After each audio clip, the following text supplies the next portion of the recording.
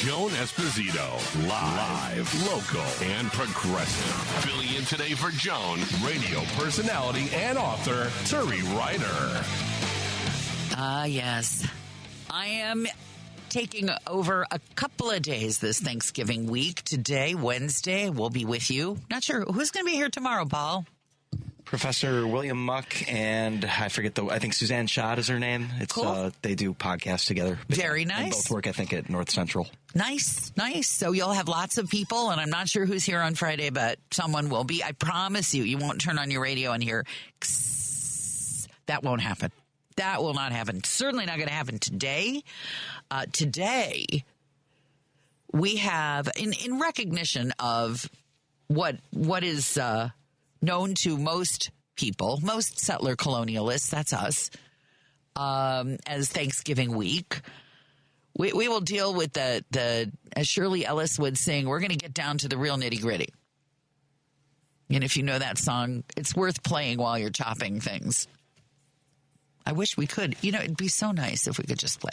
Get down to the real. But we can't. You'll have to take my word for it. We're going to talk a little bit about the Thanksgiving table and that last minute request you get and the food that you're asked to bring that you absolutely hate to prepare. And we're going to talk about whether it will someday be possible to have Thanksgiving turkey that is not quite turkey. I don't mean tofu rolled into a ball with nuts inside it. I've had plenty of that. Thank you. I did a vegetarian Thanksgiving one year. You'll hear about that. Don't mind it. Like it, in fact. But we'll talk about sustainable cultured meat. Some people call it lab-grown meat. We're going to be told why that's inaccurate. That's coming up. And we're going to meet... or some of you already know, Chef Lisa Counts of the chopping block, if you were having that panic that so many people have. We will also talk in a more serious way, because it's not all Thanksgiving, stuff's going on, about the impact of zoning codes, gentrifying neighborhoods, what happens that allows those things to happen. And we'll also be talking about the Furniture Bank. We've had the folks from the Furniture Bank, including one of the founders on. And if you don't know about the Furniture Bank, it is such a cool thing. People who are coming out of homelessness and are moving into apartments, they get an apartment, but you know how much it costs to furnish an apartment. Even if you are, as I am, a trash and resale shop and junk shop picker. Oh, yes. You'd be hard-pressed to find anything in my house that I bought new. Almost nothing. So we'll talk about the folks at the Furniture Bank and how they make it possible for people to get a roof over their heads and a bed to sleep in. And last of all, just for fun, if you've had that experience of standing on a public transit platform or waiting to cross the street and you catch out of the corner of your ear somebody playing or singing and you think, they're pretty good. I'd like to hear some more of that. In fact, if you have ever missed your CTA train because the person performing was just that good, you're going to meet one of my old friends, Chicago-rooted, grew up here just north of the city, and wrote for many years for papers like the Illinois Entertainer before he became a big record promoter deal and rock writer out of L.A. And he just published his first book about those people who hang around on the corner and busk. They busk. I love that name. You're busker. It sounds almost like a curse. You busker. But it's not. It's those folks who stand around and, as Joni Mitchell used to sing, play real good for free. So we'll talk to those folks. But I haven't been here in a while, and I wanted to catch up with you on the Trump cabinet picks and your thoughts about what you're most worried about. What are you most worried about of the cabinet picks? I think that Matt Gaetz's appointment was like a squirrel in front of a dog. He was meant to take our eye off the other egregious picks. And most egregious of all, the idea that the Senate would just go into recess so Trump can just roll them, just shove them all through, like force feeding, like we're all going to be geese with foie gras livers. Just open up and we're supposed to swallow it all. And I think that the American public does not want this. This is not what they voted for.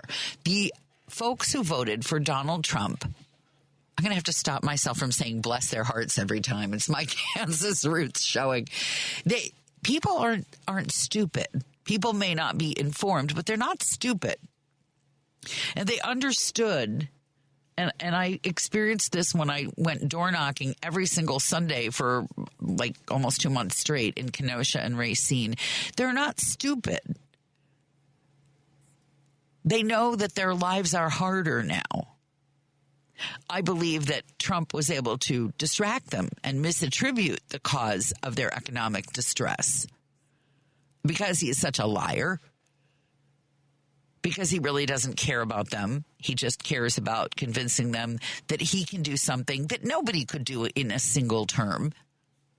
Nobody can do in 2 terms. We've been at this. We've been screwing over American labor for decades now. And I hate to say this because he was my president, but I believe it started with Bill Clinton and NAFTA. It may have started earlier than that. A very interesting podcast I recommend to you on the immigration policy as we got it and the loopholes that were left in it. And again, how the American public was told a pack of lies under LBJ. That immigration policy lied about who would come and lied about how many would come. The American public were told, oh, none of these folks are going to come for your jobs. We're bringing in doctors and scientists and people who will increase the economic capital, intellectual capital of the countries. And they literally said to the American public, we're not going to bring in ditch diggers. First of all, that's a great deal of disrespect for ditch diggers. But second of all, those are exactly the people who have to worry. Because if you get a new roof on your house or you get a new sewer pipe dug, you may hire an American company and somebody may sell you a job who speaks, unaccented, perfect English or may speak with an accent, be totally legal to work here from Mexico or Guatemala or Poland or wherever. But that same person may or may not have a crew that are making American wages and have workers' comp and pay Social Security that they can receive, because that person who sold you that job may just go over to the Home Depot parking lot and pick up a bunch of people who will work for $8 an hour with no guarantee that they'll even get paid. And American labor has experienced this, and they know it. And they've been told to blame it on immigrants, instead of understanding that it's not the immigrants, the people who are coming for better lives. It's policies and a lack of money to implement them. But when I knocked on doors in Racine and Kenosha and I asked people, because this was the talking point, what is the issue that is moving you the most in this election?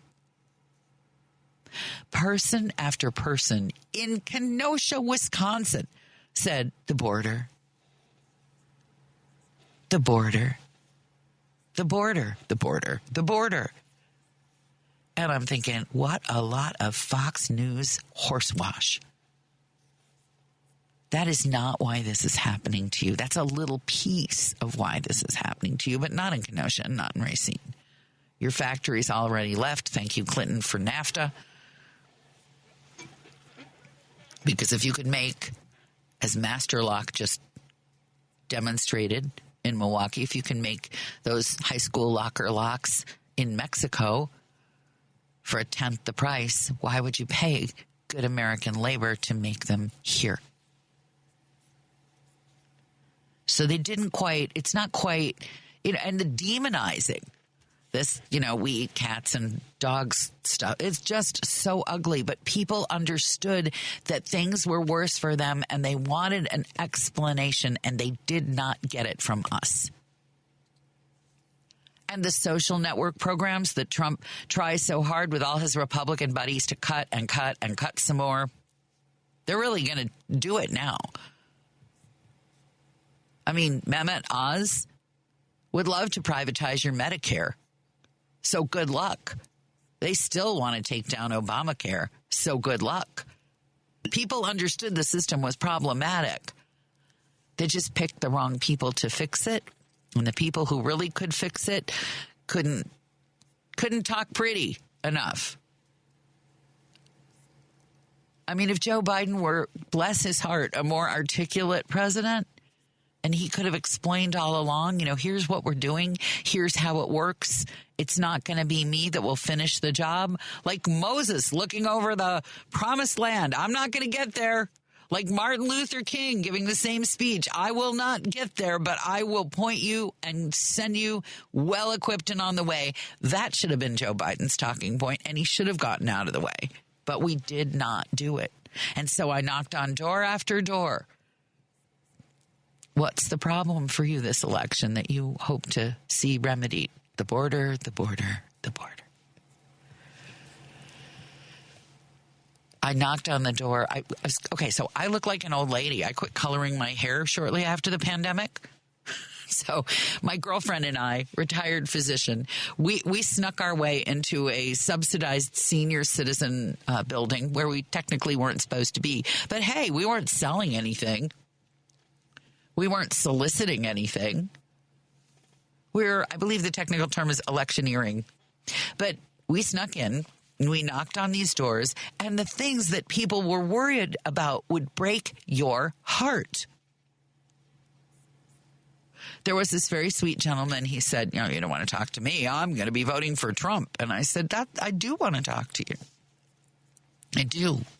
What is your concern? What are you worried about? And he said, Meals on Wheels.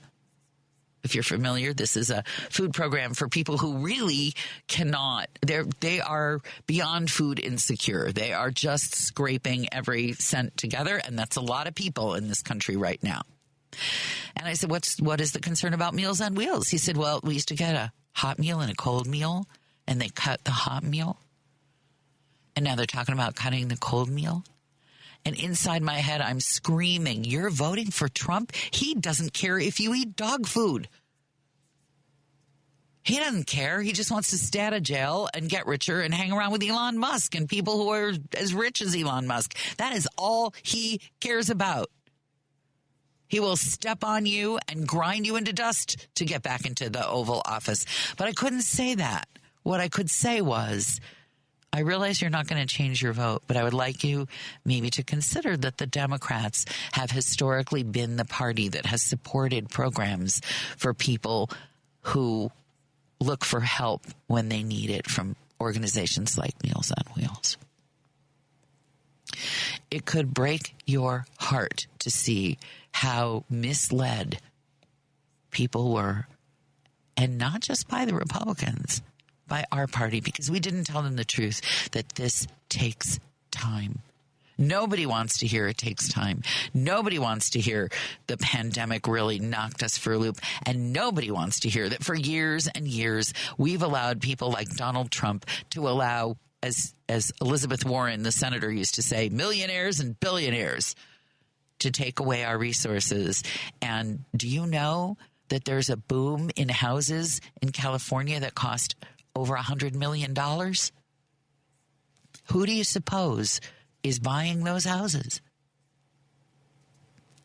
2:18, I'm Turi Ryder. That's Turi with a U, Ryder like the truck. More in a moment on WCPT, live, local, and progressive. Joan Esposito, live, local, and progressive. Filling in today for Joan, radio personality and author Turi Ryder. Yes, I am. 20 minutes after 2 o'clock, you are listening to Live Local Progressive WCPT. It's Joan Esposito's show, and we are talking about, just for the next few minutes anyway, and then more later, what was the most misleading thing that the Democrats allowed to happen? What can we do better? Who should we be talking to? What should we be saying? And how do we stop or change the trajectory of an American public who believes that the Democratic Party no longer understands or cares about them? What are your thoughts? Phone number here, 773-763-WCPT.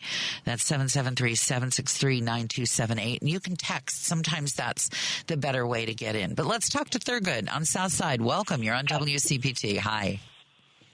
Yes, well, welcome. I'm a long-time listener, but I had to pick up the phone today and just offer my 2 cents. Please. And you raised a lot of great subject matter, but I wanted to speak to what I think is an incredible, irony of the whole, immigration issue, and that is the fact that, the last time I looked, the southern border of Chicago contains, suburbs like Markham, not Mexico. So how did people, what happened was the governors of Texas and Florida took state dollars and put people on buses and planes and shipped them to the doors of democratically controlled cities, and thus getting the ire of our voters and the like. But this has been going on for some time. It was, Bush 1 and Bush 2 spoke of a problem at the border. It's in my mind, big business wants, as you mentioned, big business wants to drive our wages down. There's an incredible irony here. We spent 20 years and not 6 million, not 6 billion, $6 trillion in Afghanistan and Iraq. What if we would have made just a fraction of that investment to stabilize the economies of Latin America and Mexico? We wouldn't have this problem with people walking into the country at all. Well, hold up. I want to respond to what you just said, because I think that's a partial solution. I think there are a couple of things that you've touched on that are important there. First of all, it would help to stabilize the situation in Mexico or Guatemala or Venezuela or wherever people are under siege. However, to be fair, a lot of the folks who voted for Trump this time say they don't want more foreign aid. They want the money spent here, and here alone. So I'm not sure you're going to get a lot of support for that long view. That's first thing. Second thing, we've got people coming over the border, but we also have a huge American market for drugs. There are a lot of people spending a lot of money, and that's our own horrific form of financial aid to the worst people in Mexico and countries south. So there's that.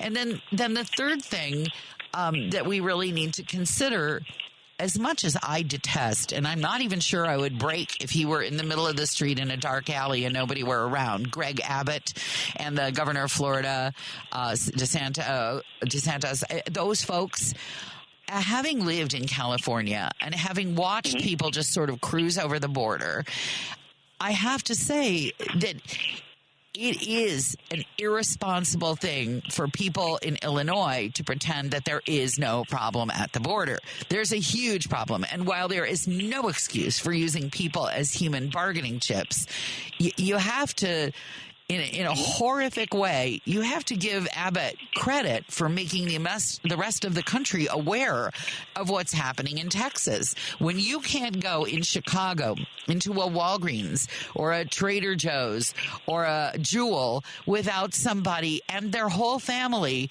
importuning you for food or money, you start to understand what they're living with there. And if you were in Texas, you would be, and I knocked on your door and you said your big concern was the border, you would have my sympathy there. So, if I may interject this, your point is well made. Consider this: we had a bipartisan bill in the Senate for more border control, yes, for more dollars. Yes. And that was squashed by who? The Republicans cynical Donald Trump. Yes. Yes. Yes. For the purpose of preserving the issue.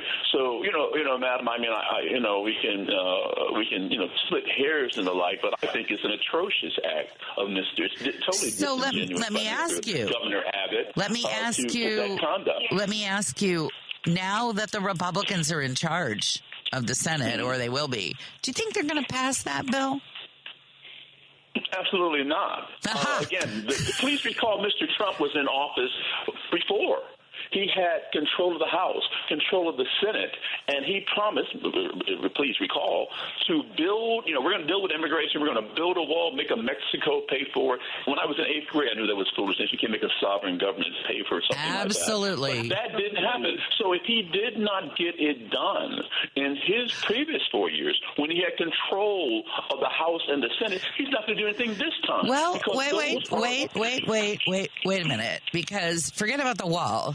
There is massive Republican support for immigration reform because business owners want cheap labor. So they want a system that supplies these folks in an orderly manner. So I really don't know, leaving aside the wall, if they may pass this compromise bill. I'm really going to be watching for that.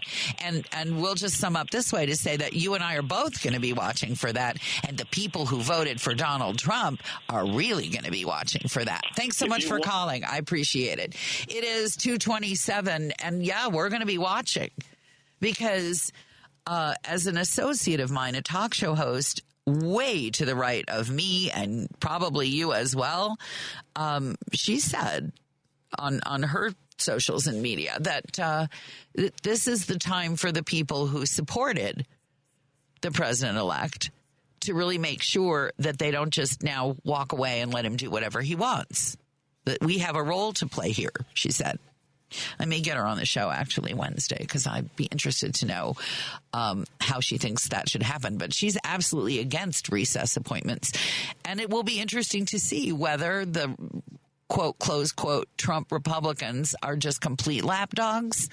And I've said for years that people who have difficulty moving should be pleased to see that it's possible to walk, talk, and get elected to public office with no spine at all. Lindsey Graham, proof of that, if you need anybody else to demonstrate. It's going to be something to see because the people he's appointing now are not what the American public wanted him to do. Although, I knocked on one door in Kenosha and they didn't really want to talk to me, but the son, 20-something maybe, living at home clearly, he said, I just don't want any more wars. And again, there's a lack of awareness that in the short term, if we just turn our backs on our European allies, on the short term, we get less war. But in the long term, the war keeps coming, just keeps rolling right through Ukraine and straight to us. But if you destroyed America's public school systems, which the Republicans have been seriously doing for, again, decades now, and again, the Democrats really, we messed up. By the time, like 2 months before the election, when I started knocking on doors, it was absolutely clear that we had messed up. We had lost our ability to explain to the American public how the actual spending that we'd passed, how the revivification of auto production, how the unionization of auto workers in right-to-work states, how our clean air and clean water policies were going to produce technology that we could make here that would be jobs for them. Instead, they voted in a president who admires Elon Musk because of how many people he fired when he bought Twitter. Yeah. Well, in a moment, we're going to nourish ourselves with some good news. Can I take call before? Go ahead. All right. I don't know who we've got here. We'll just find out. Hello. Welcome. You're on WCPT. Hello? Hello. Hi. I'm Greg from Lake of the Hills. Hi, Greg. How are you?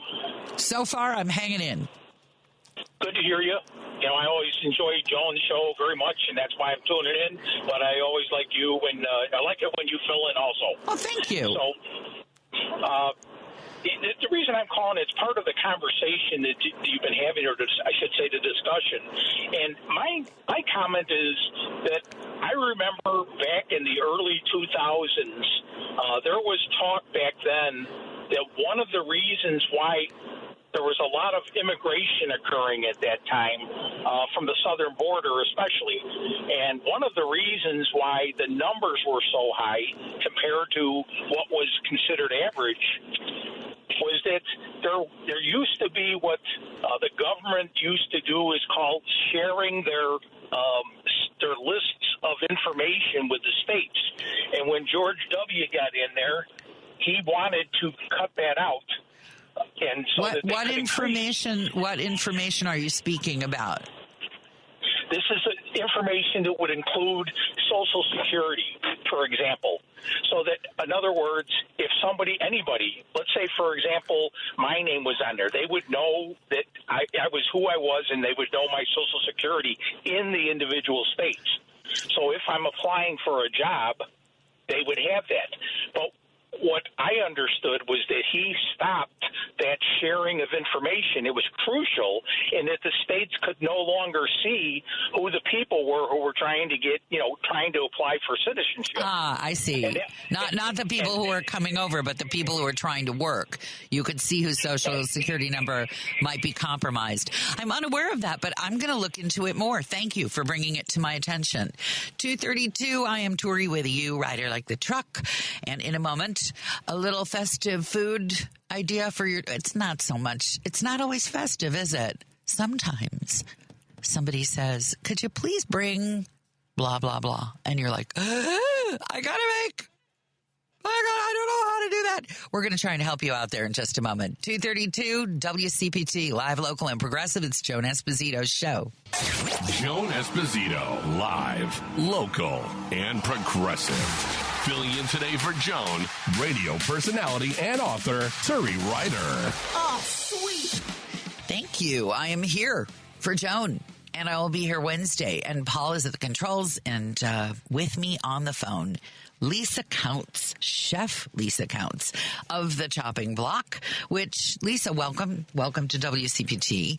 Could I describe the Chopping Block as a school for future chefs or cooks or just people who want to do better for their family? How would I describe the Chopping Block?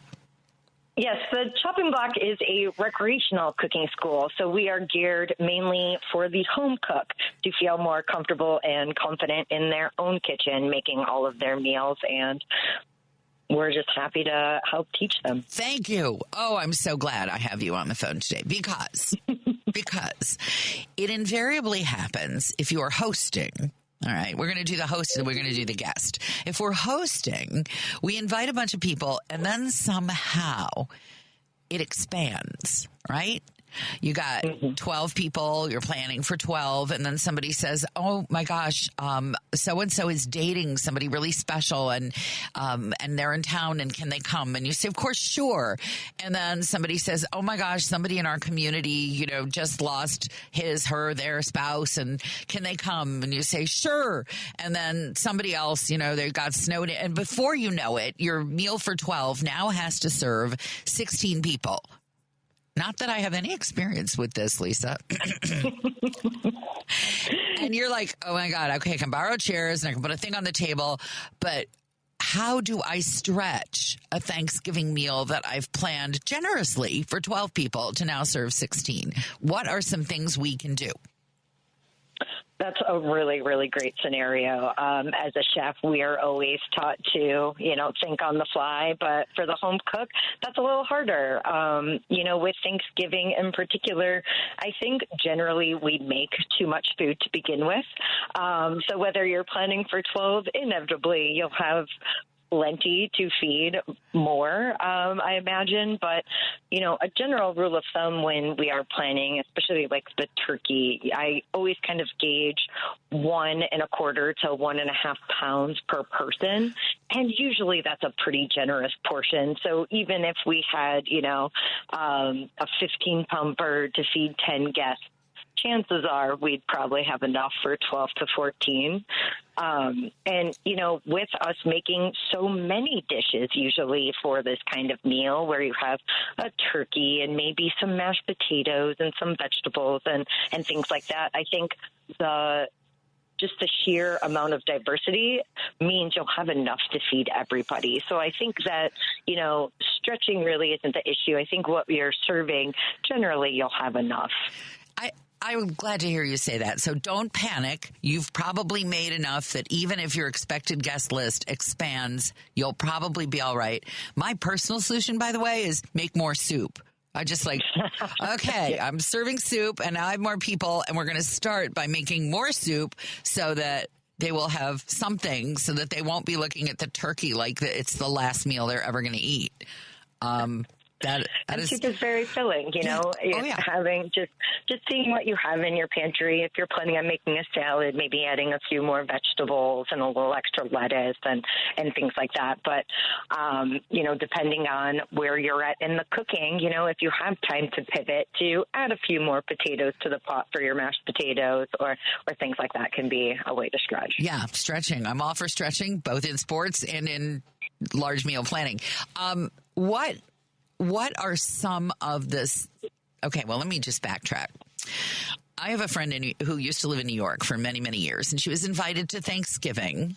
And so she doesn't usually cook. Many people in New York have small places, but she ordered this super fancy dish from some super fancy gourmet place.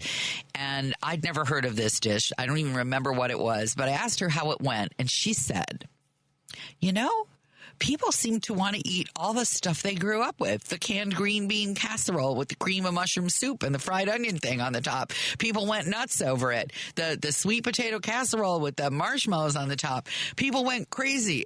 And my dish that nobody quite recognized from their childhood, people just kind of took a polite spoonful.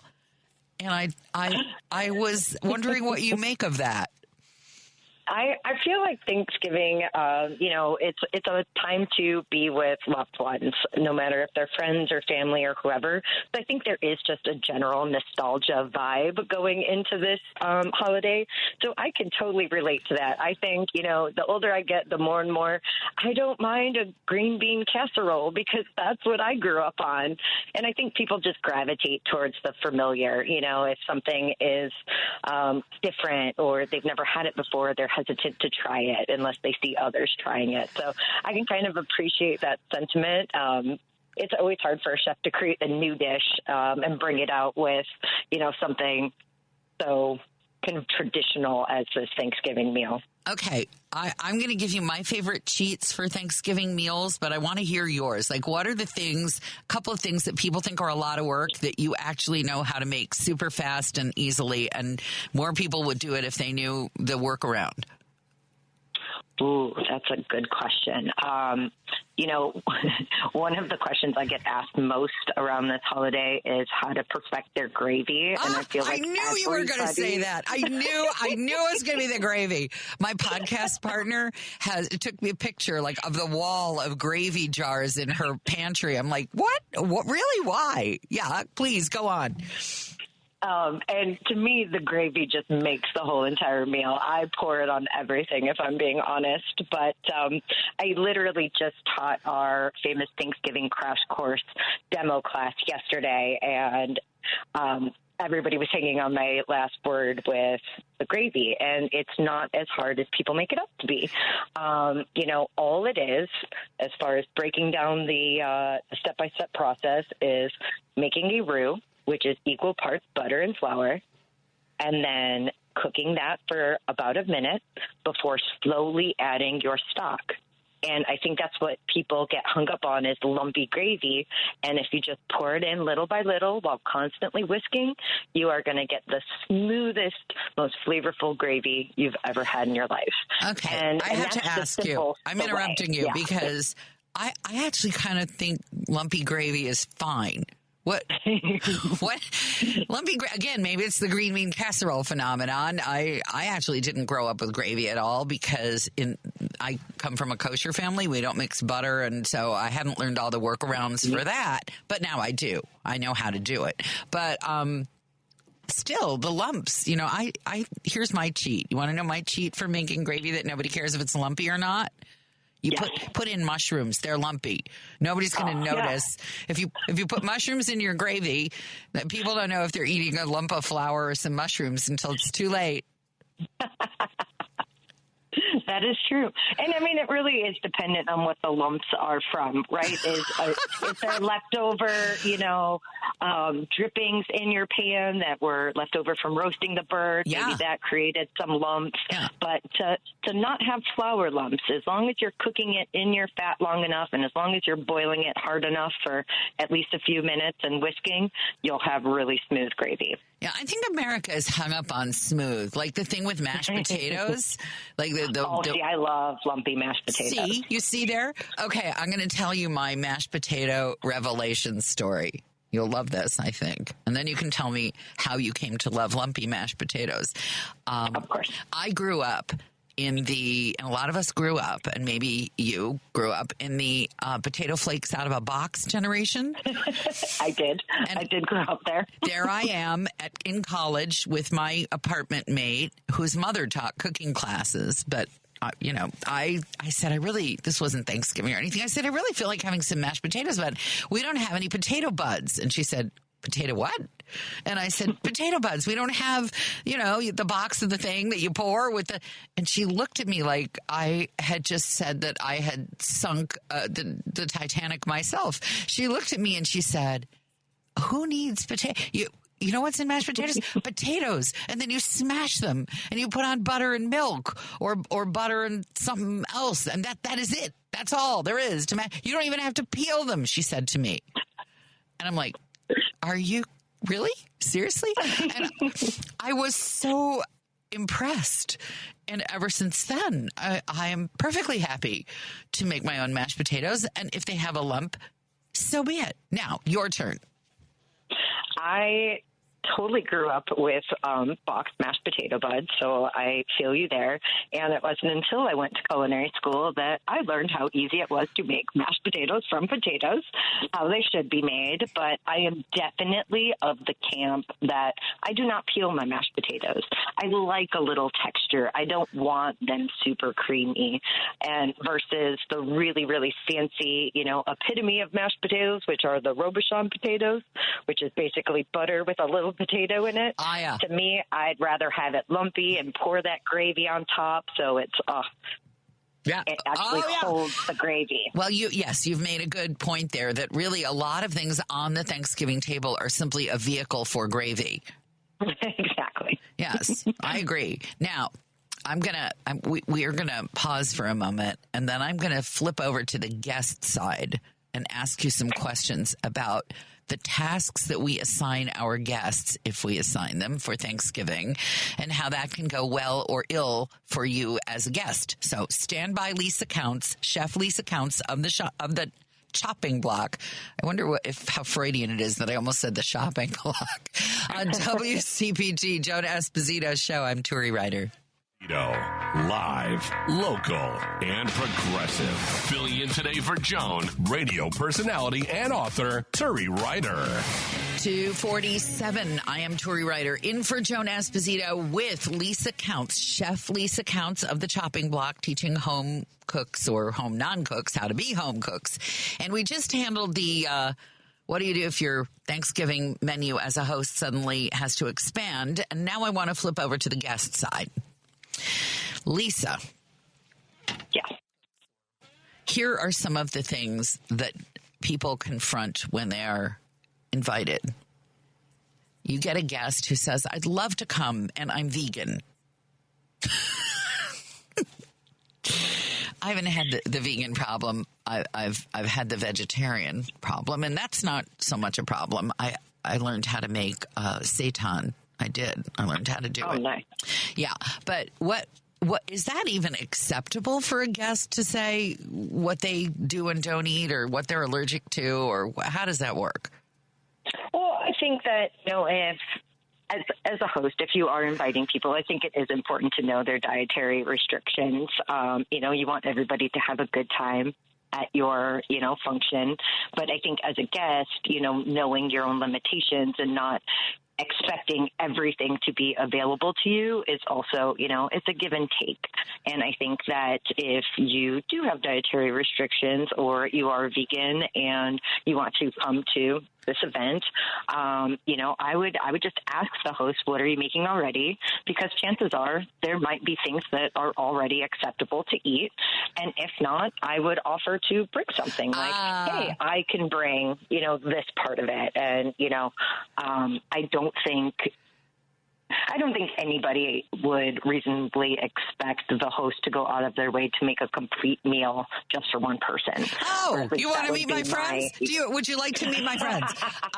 No, they're not quite that bad. I mean, but I think that also as, a host, I think it's totally reasonable to, tell people like, hey, this is what I'm making, and I would love for everybody to bring something. If, I'm making the turkey and maybe the mashed potatoes and the gravy, hey, why don't you pick a vegetable that you want to bring? Or maybe you want to take care of dessert. And I think dividing and conquering is what I'm seeing a lot more of, my friends and family groups hosting, because it can be daunting for one person to take on everything. All right. So I think you've I don't know anyone, truthfully. My friends are fine. And they'll say, what can I bring? I mean, when you invite somebody, I think the standard, although there are other cultures where that's considered very rude, as if it would imply that you couldn't feed your guests. But here in America, the standard thing is to say, that's lovely, and I'd like to bring something. What should I bring? So the vegetarians, they can bring, I had somebody bring a beautiful stuffed squash that was vegan and delicious. But what about this thing where you assign people food? And I'll tell you why I ask this. I love my friends. I do. And many of them are excellent cooks, and I'm happy to bring something. But when I did half a podcast about this, when people assign fruit salad to me, I lose my mind. There is nothing I hate more to prepare than fruit salad. I hate to eat it. I hate to shop for it. I hate all the peeling and the washing and the drying and the coring and the chop. I just hate it. And when somebody says, why don't you bring dessert? And I say, great, I have an excellent something cake. And they say, well, I was thinking more on the lines of fruit salad. Is it polite to say, I freaking hate fruit salad? Well, I think that we can phrase it differently, but I don't think it's rude to state your boundaries. I think that if in this day and age, if we can't be honest with each other and be like, hey, I'd really prefer to make something else, and just see how that shakes out. I would never specifically assign somebody something so specific, because, you may have something in your mind, like if you're assigning fruit salad and then they bring a fruit salad and then you're like, this is your fruit salad that you brought? I feel like everybody's just being set up for disappointment, in my opinion. Okay. So I would just assign more of the overall category. Theme, the right? category. Yeah, category. That's the word I'm looking for. So you bring a dessert. You want to make a cake? That's great. If they wanted fruit on their table, they should make the fruit. Thank you. And I think I stand with you in that. By the way, my husband thanks you, because every time I get assigned a fruit salad, I assign it to him.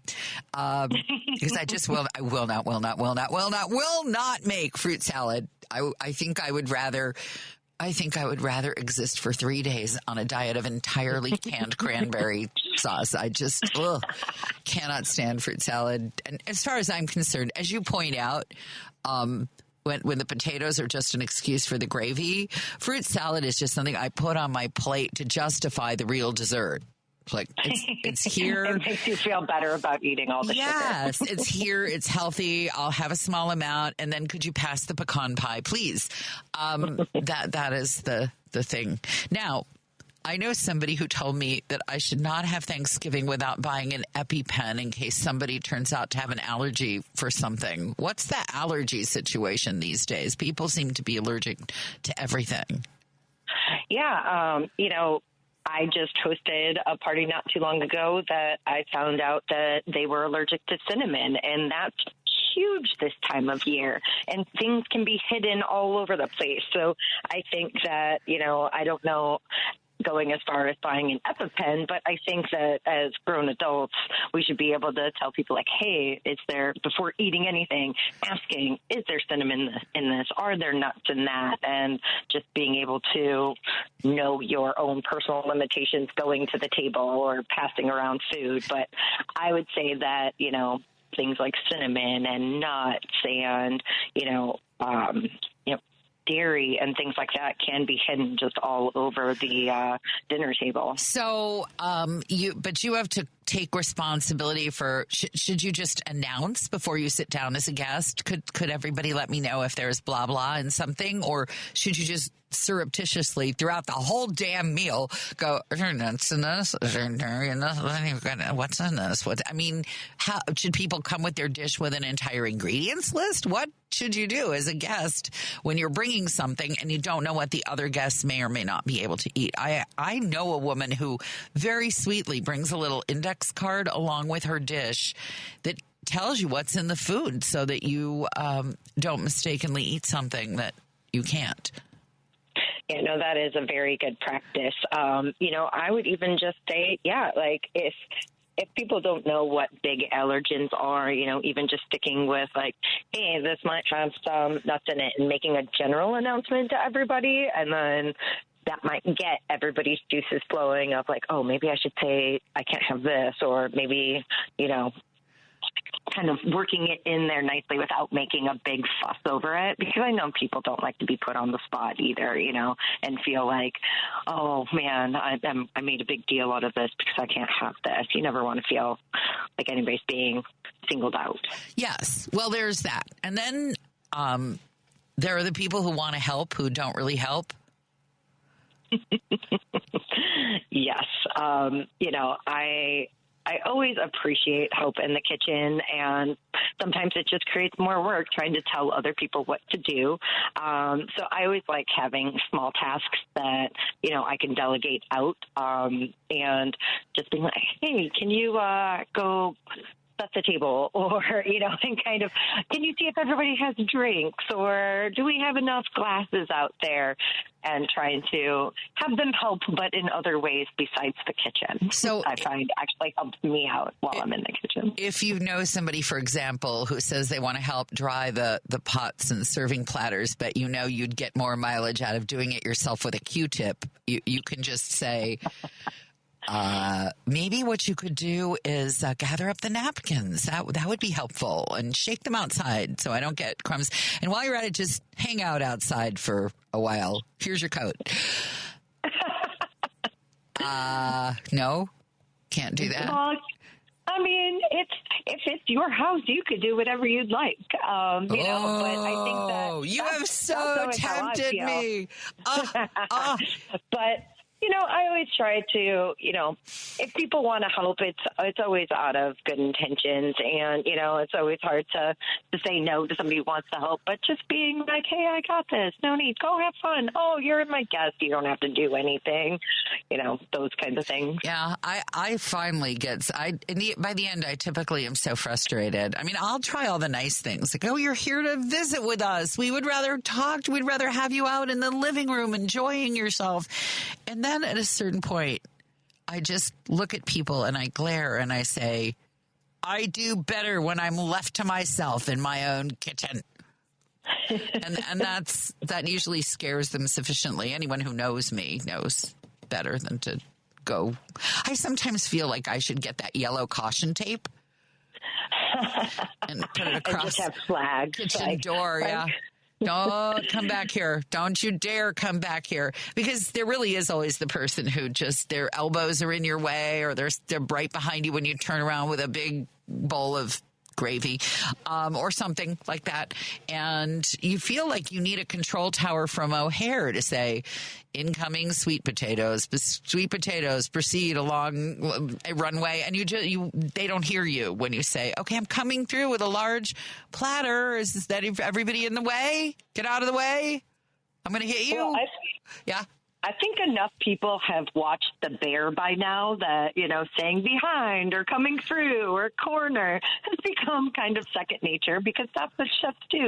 We always announce our presence when we're coming through and things like that. So I think that's totally acceptable, Okay. Hey, coming through with the sweet potatoes. Last question. Past dishes or buffet?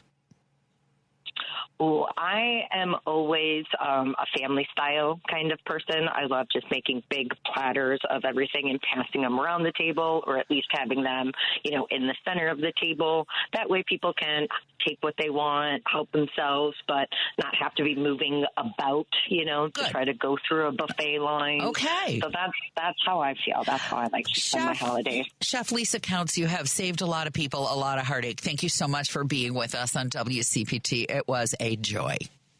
Thank you so much for having me. Where facts matter. Joan Esposito, live, local, and progressive. Filling in today for Joan, radio personality and author Turi Ryder. 4 minutes after 3 o'clock. Yes, I am Turi with a U, Ryder like the truck. Yes, that's my book. Yes, that's my podcast. Both of those things, if you just Google the name. And I want to, in a moment, introduce you to a food expert who could be very useful if you're wondering whether you could possibly someday have meat on your table that doesn't involve harvesting it from animals. Where are we in that project? We'll hear from an expert in a moment. Some of your texts, one of them actually cracked me up. We'll get to that. Thank you for all of them, by the way, and you can keep on texting at 773-763-9278. Welcome back. You're correct. Lumps in mashed potatoes. How you tell it's not boxed potatoes. I hate boxed potatoes. All right, then. This one. I love this. Turi. This one made me laugh out loud. I don't think I would want to be one of your guests. You scare me. That made Paul laugh, too. This one. Turi, you need a sign for your kitchen door. No entry to kitchen unless your name is Turi. That's from Susie in Crystal Lake. If only I had a kitchen door. Just a doorway. 2 doorways. 3 doorways to my kitchen. Too many doorways, Susie. That's my problem. All right. Speaking of, we have another Susie for you to meet. Professor Suzi Gerber. She has many, many, many titles. She's the author of a book called Plant-Based Gourmet. She's a research fellow at the National Institute of Food and Agriculture under the USDA. She's a communications media chair, evidence-based behavioral medicine, Society of Behavioral Medicine. She teaches at Tufts University. I could go on, but then we would have no time to meet her.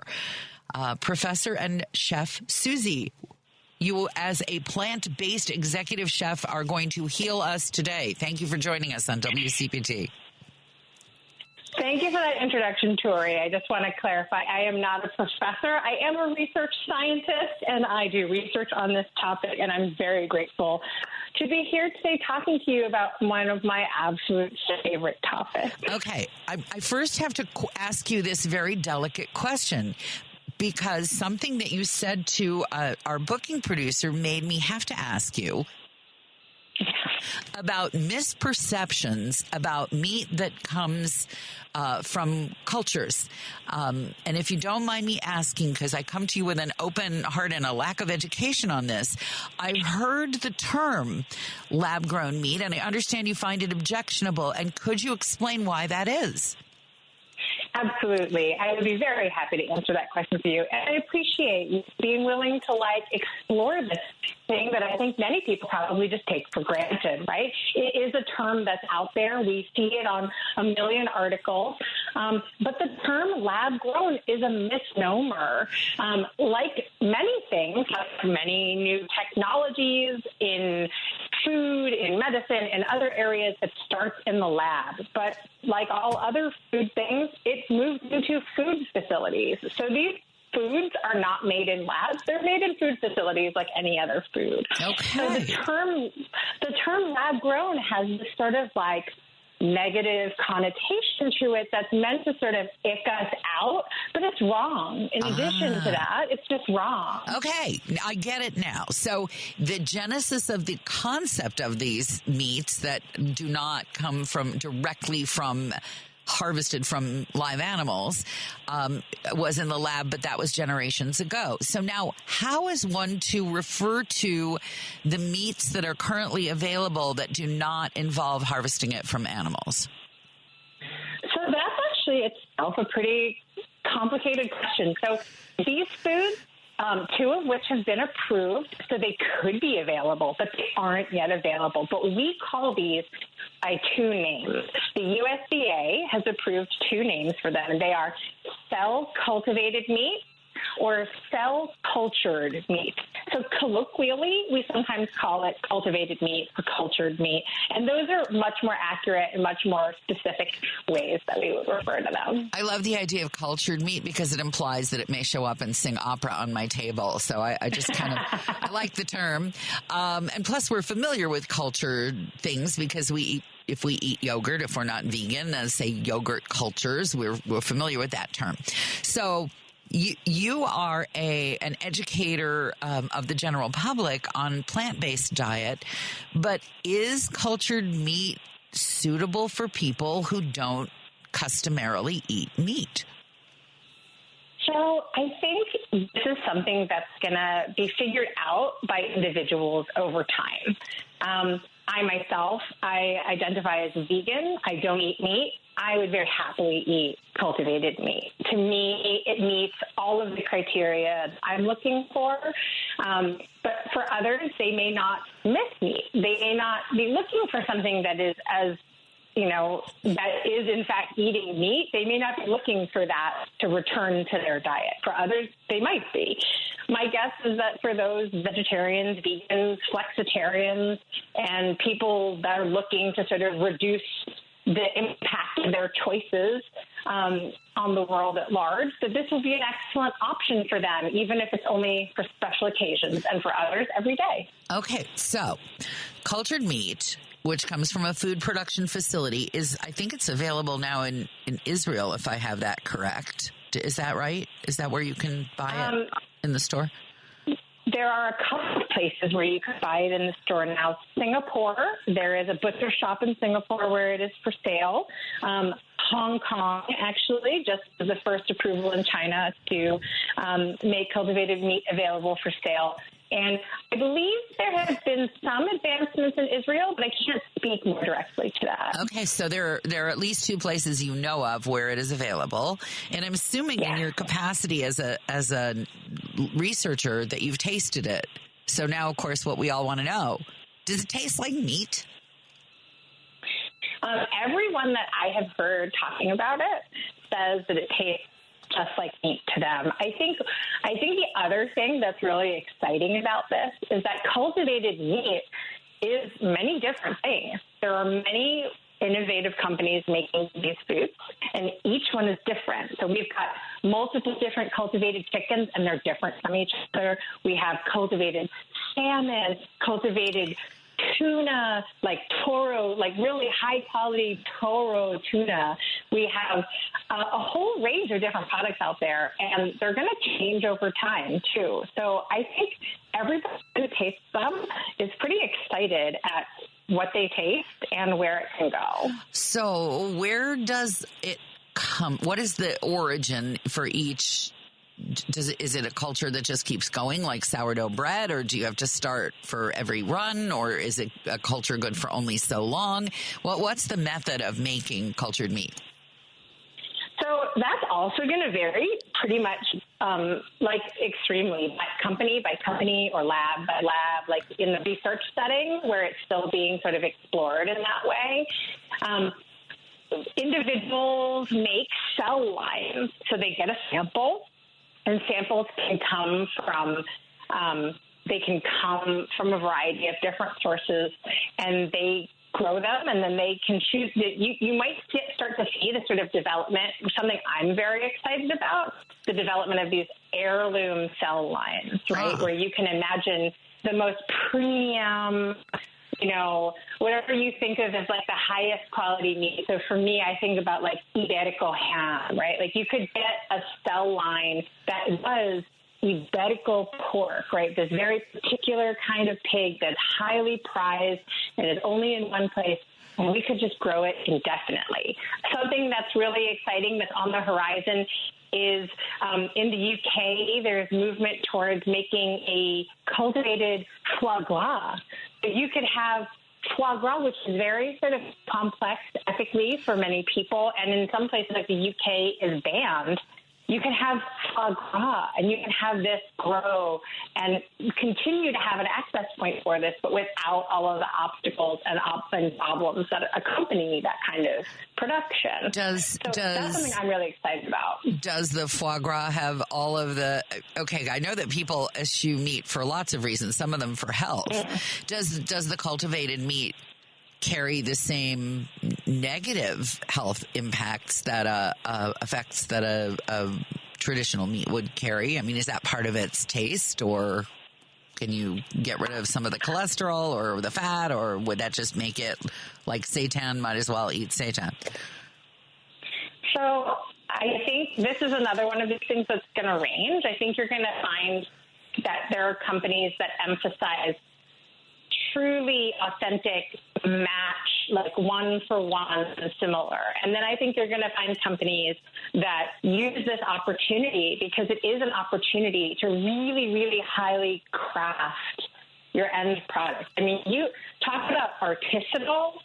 Cultivated meat is the perfect example for how a meeting of the minds can create the most perfect artisanal product. You want something that has this particular function or this particular flavor. You could have some of the smartest minds in the world crafting a perfect bite just for you. It sounds like, though, the group who are supporters of cultivated meat are going to run smack headlong into the people who are against engineered food and the ones who are against genetic engineering of your vegetables or what have you. Is there a brewing difficulty there, or is everybody linking arms and singing together? Well, I mean, I think like with any new thing, there are going to be people who have some concerns or some hesitations. But I think that as people become more familiar with the science of this, they're going to see that it's not particularly related to other kinds of bioengineering that we've talked about for food. It really is its own thing. It's just leveraging things that we already knew how to do and applying the same way that we grow cells in a body. We can grow it in this other way. And it's much more like the original than it is like some facsimile of it.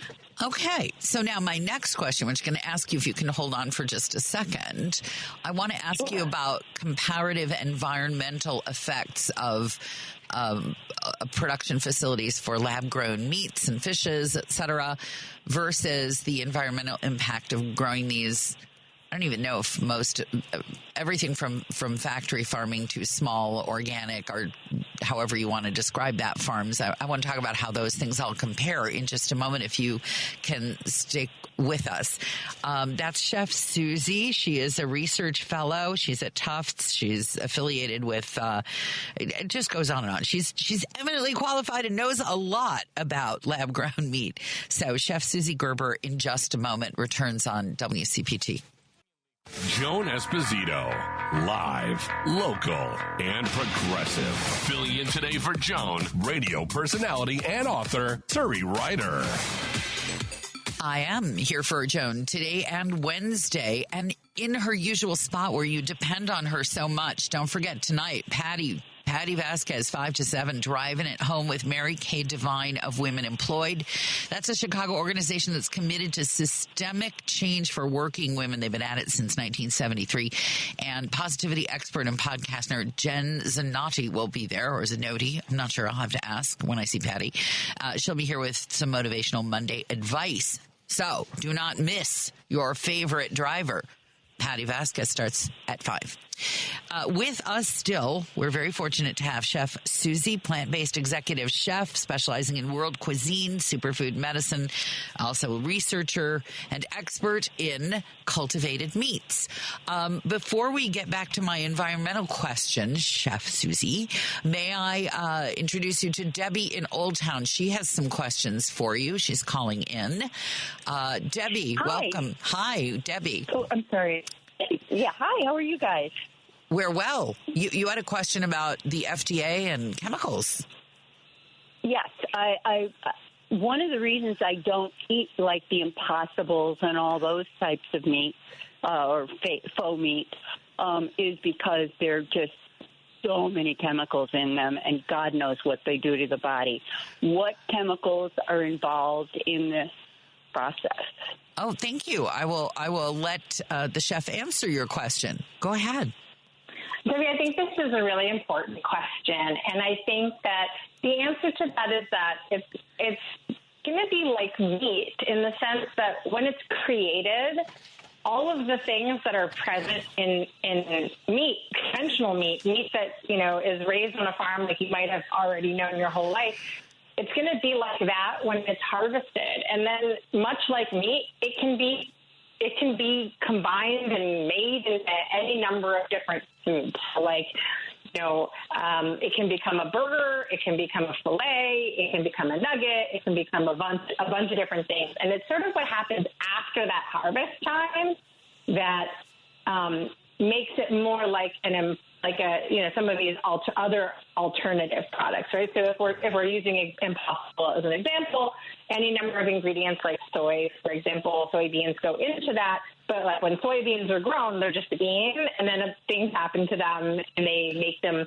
taste better or look better or last longer on a shelf, and then they go into a package, and that's how you buy them. And so cultivated meat is going to have a range, and It's going to range from meat to a packaged good. That dovetails with this question that's just been texted to us from Sarah. How long does cultivated meat last in a house? Treat it like other meat? Freezer okay? Refrigerate longer than animal meat? Good questions all from Sarah. Amazing questions. My best guess, this is going to be a pure guess because we don't know the answer to this yet, is that it's going to perform in every way similarly to conventional meat. So certainly freeze, refrigerate, or cook, etc.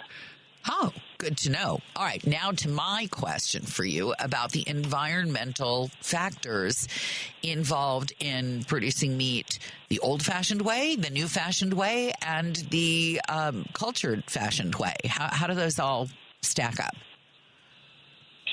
So I think the remarkable thing about cultivated meat is that it is a group of people who are truly dedicated to improving the world by improving the food system.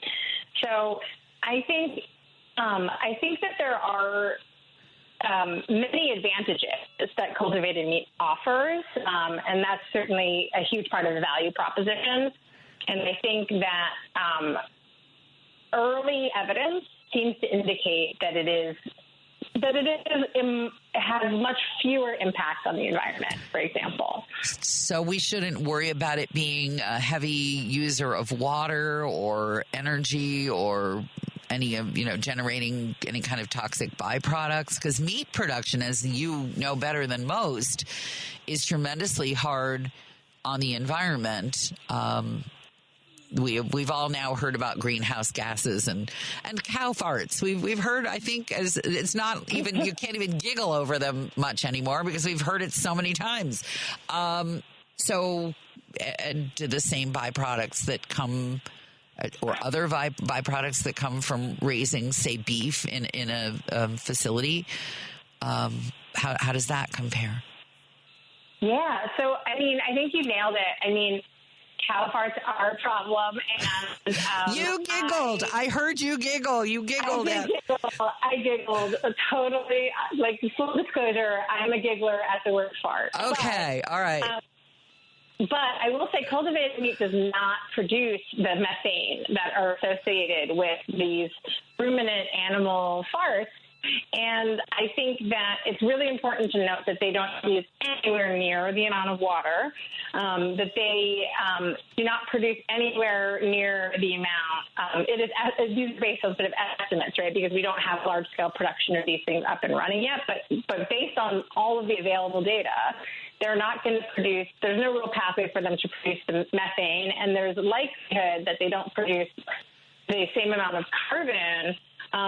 The one thing that has gotten a little bit of traction, which was very much not founded in evidence, was that it has a higher amount of energy use. But recent data has sort of demonstrated that that's not the case. So it does seem that at its current time, once operating at full scale, that these products should be in basically every category less impactful on the environment. And I think there's high incentive to continue innovating and making it even better. Well, the innovation that I would hope for would be that they could make these in smaller facilities so that you don't have to truck it across the country to get to grocery stores or food markets, because that, from what I'm given to understand, is a big part of the energy use and pollution that the big ag industry, you have to ship these animals around, and then you have to ship the meat around, and then you have to, and that's fuel, and can you make these meats in small facilities? And someone texted,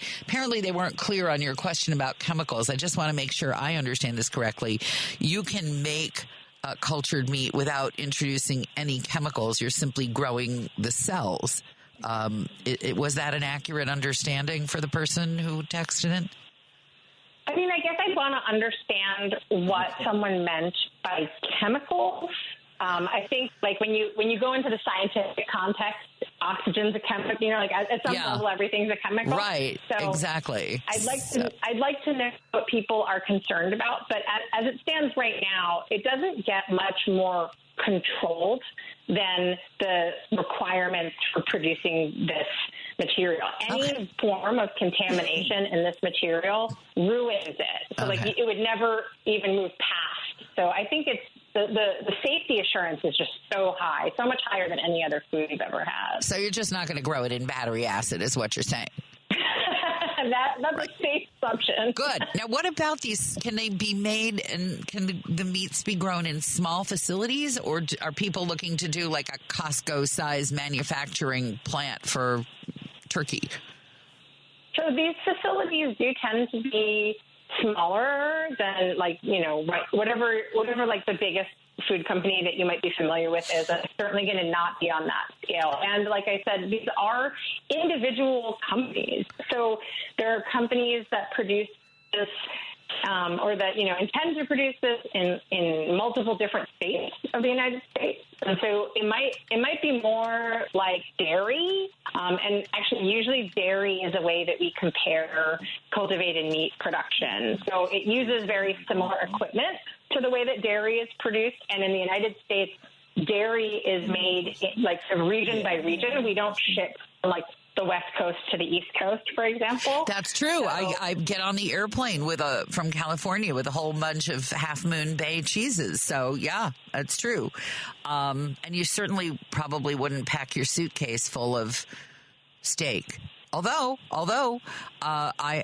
you're going to probably cringe at this. We have a very famous sausage maker here in Chicago, and I often am requested to bring those when I travel to people. The salami. You have what you like, and you bring what you like with you. I'm no different. Okay, so I'm looking at some of the questions that are coming in, and can we talk to Olivia, who has yet another question about chemicals? Seems to be the thing people want to know about. Olivia, you got a moment here with Chef Suzi? Yes. Yeah, you didn't even answer. Hi there. You didn't really answer the question about what are the chemicals that are in there, and is it GMO free? It's going to depend company by company. I think that there is a high level of interest in using organic and GMO-free products, but it's really going to depend on the company. Just like any other food, companies have a lot of discretion over what they use, and so it's going to be very hard for me to give an answer that that adequately addresses. Okay. There you go. The Okay. yeah. So you can't get a one-size-fits-all answer, Olivia. Sorry about that. But it sounds like you got a pretty good answer. Last question for you, Chef Suzi. How long do you anticipate it will take for these lab-grown meats, fishes, all of these products to be available when you go to the store? So I'm not sure whether they're going to hit stores or restaurants or like special events first. But there are some that are available at special events now. Keep an eye out for, there's a company called Upside Foods that has taken their food on the road. So there's some special event occasions that they might have. But in terms of sort of making it more broadly available, we are really looking forward to what we call like a sort of next generation of approvals for the new products that I think are even better than anything we've seen before. And we're hopeful that those products are going to go through the rigorous process of safety evaluations and approvals that have been newly decided. We're hopeful to see some of those new products next year in 2025. That is my hope, which means that we could start seeing products by the end of 2025 or maybe early 2026.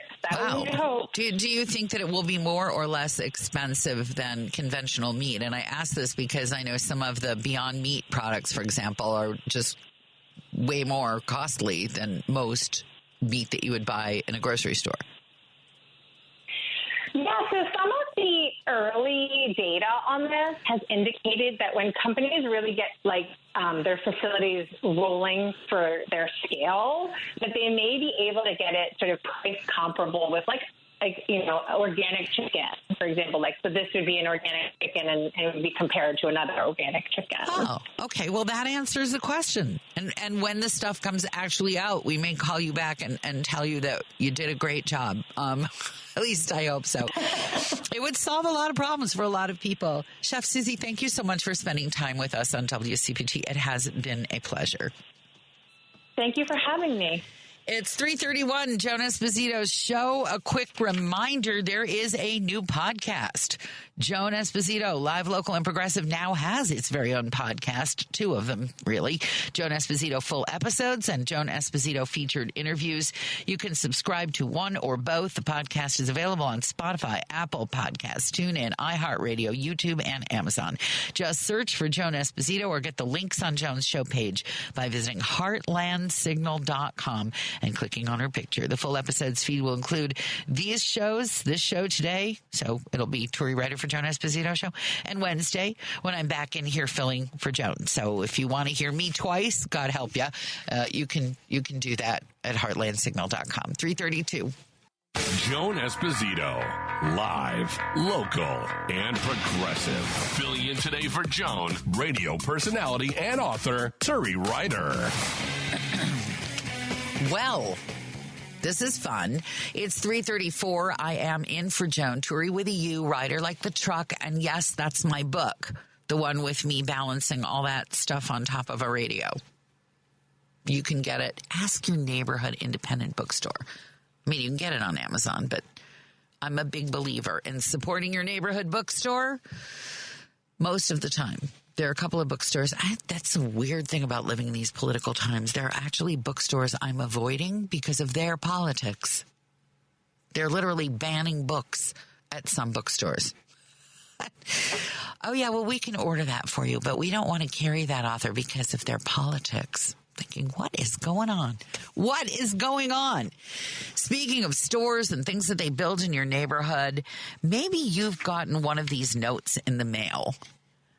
There's a petition, there's an application for a zoning variance to build a 20-story abattoir right behind your house. Somebody wants to build a steel mill across the street from your vegetable garden. I'm exaggerating, of course, but Chicago and all the burbs really have zoning ordinances. But what do those really do for or against a neighborhood? Sara Bronin is a legal scholar and an architect, and she is an expert in the impact of zoning codes. So we brought her in today. It's been very much on my mind since I live in I guess what you would politely call a transitional neighborhood. Welcome, Sara Bronin, to WCPT. Glad you're here. Thank you so much for having me, Cary. It is Turi. That's okay. Everybody gets it wrong the first Turi. time. Rhymes with brewery. Okay. That'll help you. That's easy. Yes, it is. So much easier than getting a zoning variance approved in the city of Chicago. I want to be sure that are you restricted in your scholarship to a particular city, or are you knowledgeable about the whole area, or just in general how zoning affects communities?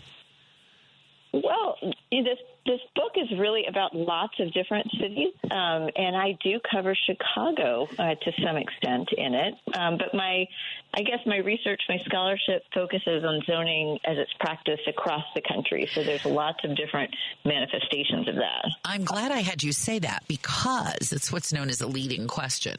All over this country, we have done things to keep certain communities away from other communities, keep certain communities basically in poverty, keep certain communities healthier and others sicker. Do you want to speak in general about how that works? So zoning is this very interesting power of local government that people might have heard of, but they may not realize how far it goes in doing exactly the things that you talked about. It really first emerged about 100 years ago in that impulse to separate people and separate land uses, and this idea of the slaughterhouse behind your house. It was actually something that motivated early zoning codes, including in Los Angeles. But you look at the way that zoning codes have developed now, and they're really all about creating rules that separate uses from each other, and especially related to housing. We hear a lot about that. If people have heard about zoning at all, they think about zoning and housing. Yeah, it's a big deal, for example, when a city is trying to implement policies that affect the walkability of a neighborhood, or whether or not we'll get cars off the streets in a neighborhood. And Chicago has money available that more or less subsidizes developers who want to take a small store that's gone out of business and build a 4-story condo building and not have parking for the cars of the people who live in that building. And what they do is they say, well, it's within X amount of feet of a transit system, so we don't have to. And that, in practice, doesn't always work out as intended. People who are buying in Chicago, average price of a condo is way over $300,000 in some neighborhoods now. And you have a car if you have a condo that's that expensive. How much are zoning codes now, would you say, favoring developers, and how much are they honoring the wishes of people who were historically in these neighborhoods? Well, of course, I think it depends on the city and even depends on the neighborhood. A place as complex as Chicago, with so many neighborhoods and different conditions, might see the same zoning rules function one way in one neighborhood and the same exact zoning rules function a different way in a different neighborhood across town. So I guess I would say, in general, what I've seen in zoning codes across the country, including in this zoning code mega map database project I'm in the midst of, called the National Zoning Atlas, and it's online at zoningatlas.org. We've seen that lots of zoning codes tend to favor, actually, you mentioned parking, tend to favor a car-oriented culture. And I think in some ways, zoning codes have forgotten about people and their experiences.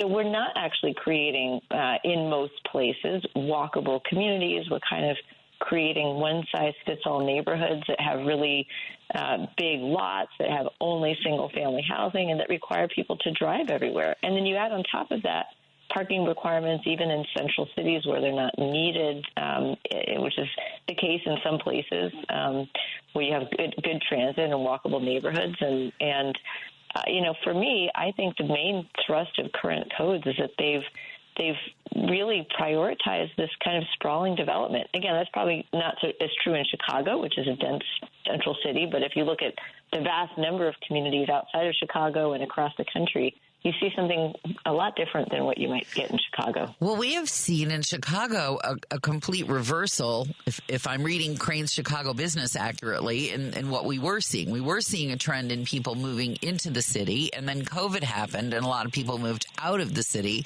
And then when they found out they didn't have to show up at work, they stayed there. And I didn't mention the name of your book, Key to the City, if I've got that accurately. And that's where you can explore Sarah Bronin's ideas in more detail. But in Chicago, we're having big battles right now over manufacturing and environmental health on our south side neighborhoods in particular, which were historically home to a lot of industries that produced a lot of pollution, and the trucks that went through there produced more pollution, and the data now that are coming in on the rates of asthma and other illnesses amongst people who lived in those neighborhoods, people were growing up in sort of a toxic stew. And then a lot of those factories shut down and things got a little cleaner. But now in an effort to bring back good paying jobs, those sorts of things are coming back. Are you seeing those sorts of battles playing out in your research more places than here? Or are we just ground zero for fighting for lungs versus jobs? Well, I think it depends on what kind of manufacturing is coming back. So you have lots of cities that had an industrial past like Chicago, and I would count virtually every major New England city in that camp. So post-industrial cities. We see in Connecticut, where I've done a lot of work chairing the city of Hartford's Planning and Zoning Commission, we see lots of old mill buildings, as we call them in New England, that are actually waiting for a new life. And sometimes those are rezoned to allow for housing. And I talk a bit about Baltimore's efforts to rezone manufacturing areas for housing and other uses, in addition to light manufacturing. But in other cases, they kind of have stagnated as industrial uses. So zoning could be a good tool to reshape those manufacturing areas into more mixed-use areas, to kind of pull them away from just purely manufacturing and envision new developments within them. Or zoning can also be used to outline the types of manufacturing that would be best in those neighborhoods and their new incarnation, the new manufacturing. And for that, I would say zoning codes can look at what is emitted, what is produced, what are the land use impacts of the particular types of manufacturing or industrial uses that are there, and use a performance standard for those, maybe even instead of prescriptive lists of what you can and cannot do. So tell me a story. Tell me a story of a community and a manufacturing facility and how they hammered out something that worked for everybody. It doesn't have to be Chicago, but I bet you came across a few of those in your research. Absolutely. I'll use Hartford, actually, as an example of that. I do mention in Key to the City the story of the Remington neighborhood of Baltimore, if any of your listeners are familiar with that. But I want to use Hartford because Hartford, Connecticut is a city that was actually founded in 1635. So just to paint a picture, it's one of those very historic, pretty compact cities, just 17 square miles, and had a lot of manufacturing. One of the richest cities in the country at the turn of the century, at the turn of the last century, the 1900s point, not the 2000s. And you saw a lot of abandonment of those and disinvestment in the buildings kind of sitting there. So in some cases, as I said, zoning changed to allow those buildings to be used for housing. We've seen several buildings and hundreds of apartment units being created in old factories. But in other cases, what we've done there with the zoning is actually specified different commercial uses that can be allowed, but also specified the kinds of manufacturing that could be allowed. We created a new category in Hartford for zoning, and we called it craftsman industrial uses. And those types of uses include things like distilleries and breweries and small batch makers and clothing manufacturers, things that today don't really have the kinds of toxic external effects that you might have seen for some of the larger types of manufacturing. And how are those companies doing? How long have they been doing it, and how are they doing? We talked about breweries, at least with reference to your name at the outset. So there are several breweries that have popped up around the city since that zoning code changed, and distillery using local agricultural products, and I talk about that as well in the book. And those uses are thriving in Hartford because they do create jobs. They don't have so many negative land use effects, and they actually provide a little entertainment value because they have tap rooms that are open for visitors, and I think that kind of thing is pretty fun. We have such a distillery here. I'll just give them a free plug because they're local and organic and use locally sourced ingredients. There's the Koval Brewery, and this distillery. They just expanded, and they have a whole. I found it on the Ravenswood Art Walk. They have a whole room where you can. It's all fancied up now, and it used to be a warehouse or manufacturing right next to the train tracks. So if you drink enough, you don't notice the train. Sarah, would you hold on a moment, and we will come back with more questions, some coming in by text right now, and I will ask them of you in a moment. It's 3:46, Joan Esposito Show. I'm Turi Ryder, in for Joan. Joan Esposito, live, local, and progressive. Filling in today for Joan, radio personality and author, Turi Ryder. Oh, sweet. We are here today till Patty Vasquez drives you home at 5 a.m., Turi Ryder. Yes, you can find me with a podcast, not political podcast, just for fun. Just making fun of stuff on the podcast. They're 15 minutes long. And if you Google my name, Turi, Ryder like the truck, you can find them.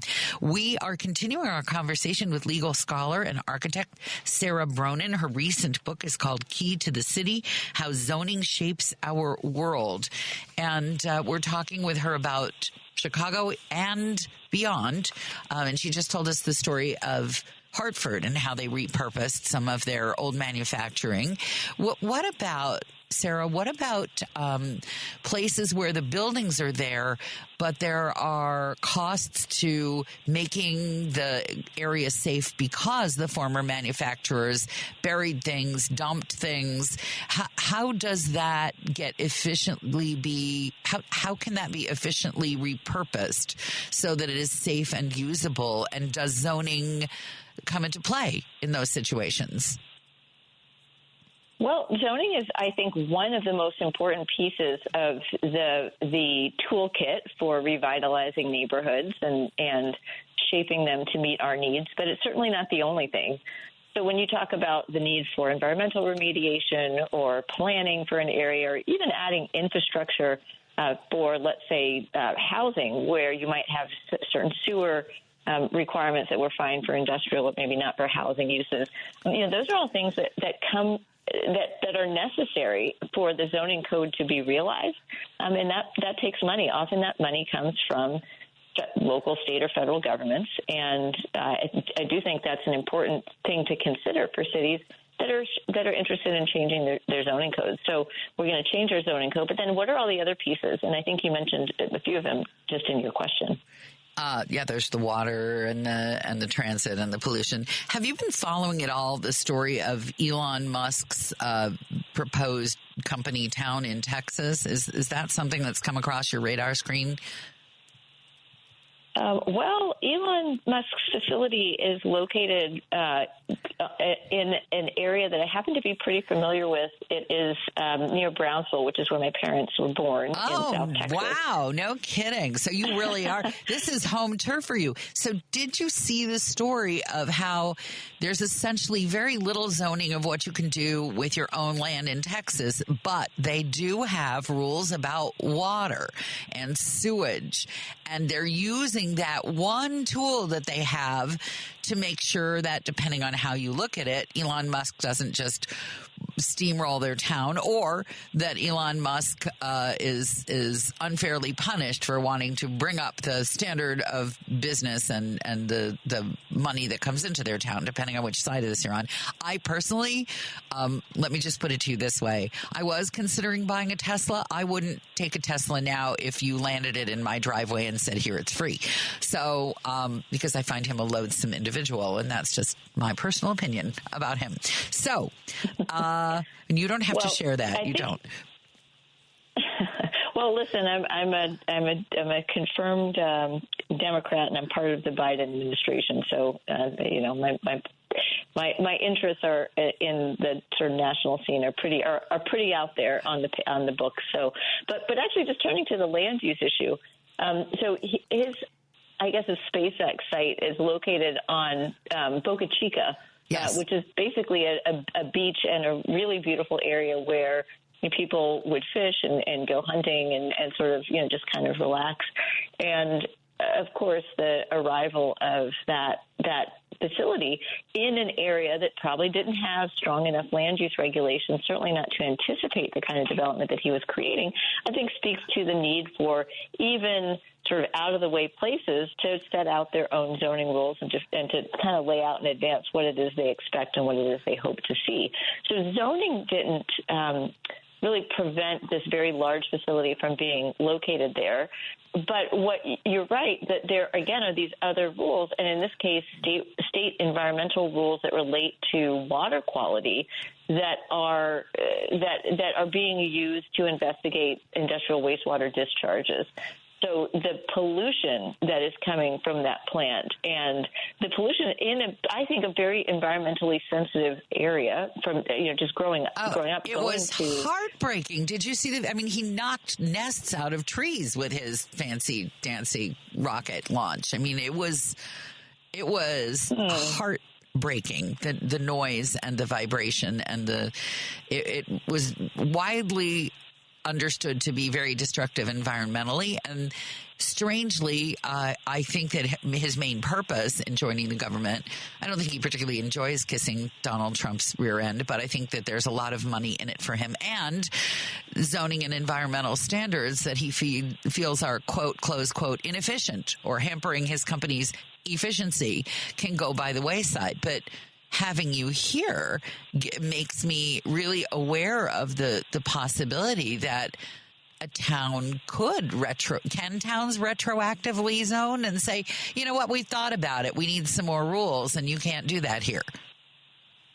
So that is a great question. And in some states, you can enact zoning codes that are called that you call them amortization with amortization provisions. What that means is you can say, okay, this use needs to be phased out over time, and not to take it back to the national politics level. But one of the most famous uses of amortization in zoning was Rudy Giuliani as mayor of New York, who said we're going to change the zoning code to phase out the various adult uses, the X-rated uses in Times Square. So we're going to use our zoning code to say, all right, your adult bookshop, you have 5 years to phase out. Your adult movies, you have, 3 years. Your cabaret, you got 2 years. And through the zoning code, which New York State allows, they were able to do that. But not every state allows that because most times people think, well, zoning sets out the settled expectations. We don't want to have somebody invest a whole bunch of money and then just pull the rug out from under them. So people have generally, states that don't have amortization principles, that don't allow communities to do that, kind of take that property rights idea and hold that above any type of sort of community planning ideas. So Texas would be, they don't want anybody telling them what to do on their own property, is my understanding.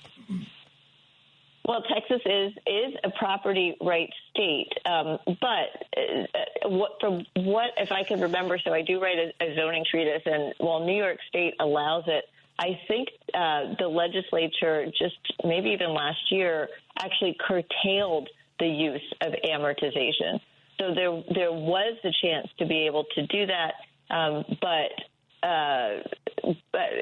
now I think the legislature just passed something last year saying that local governments can't amortize uses. So in other words, even if the area around Boca Chica were zoned and there was a strong zoning commitment, I don't think they can do that anymore. I don't think they can kind of phase out a bad use like Elon. And I don't think the Texas legislature would make an exception to allow that, because I think they view SpaceX as potentially being valuable for the state. Right. And who cares about the wildlife of Boca Chica, really? I mean, it doesn't make any money and it doesn't pay taxes. So the heck with those birds and endangered wildlife. I mean, really. Texas has the funny thing, so I am from Houston, and so I'm from the Gulf Coast. And the interesting thing is that there are a lot of people in Texas on all sides of the political spectrum that do actually value the open lands and environmental quality. So you might see this issue coming back around. And again, you do have a state agency that can enforce polluted discharge, and that's still there, despite maybe you might think of Texas as a light on regulation type state, but that water quality stuff is still on the books, and the state is using those regulations to at least monitor what is happening at the SpaceX site. It's going to be a strange story as it unfolds. And I did live through a version of your point in Minnesota where the Environmental Coalition and the hunters worked together to secure and maintain a lot of the clean lands that were used for fishing and duck hunting and other kinds of hunting. And it was just like in Oklahoma, the farmer and the cowhand should be friends.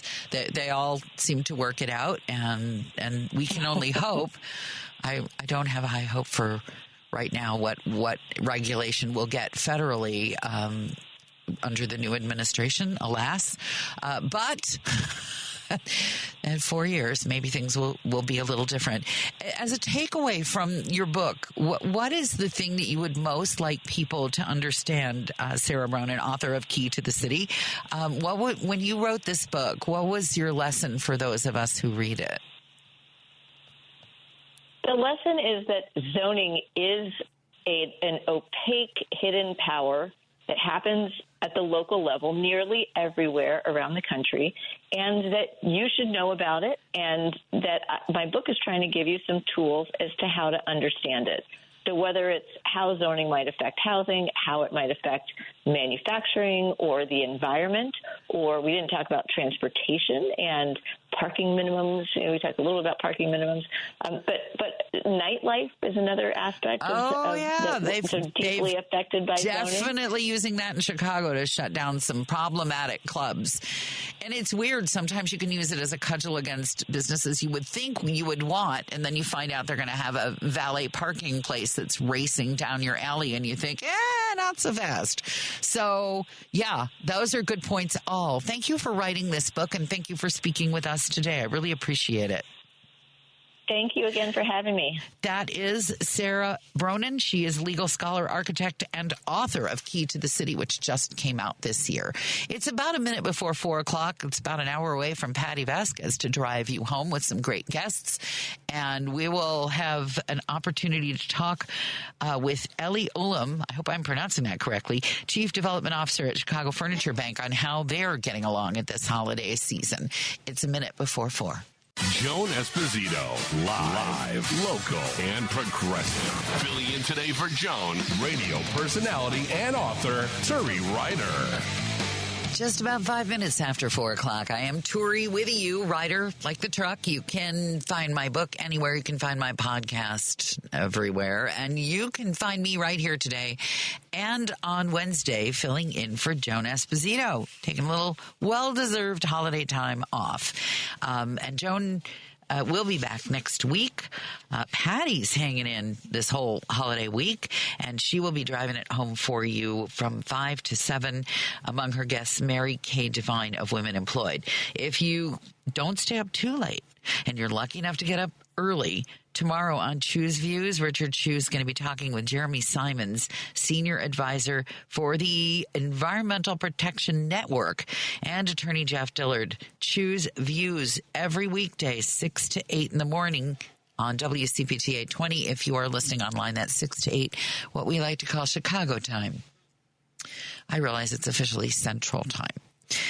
But here in Chicago, we do incubate some great things, which is why I've claimed the entire time zone as ours. One of the things that we've created here in Chicago, it was created by two graduates of, I believe, Penn, might have been Princeton. We had one of the founders of the Chicago Furniture Bank on some months ago. I loved the genesis of their nonprofit, and they're going strong. They have a new development officer, chief development officer, and her name is Elle Ullum. I'd like to chat with her for a minute about how things are going over there.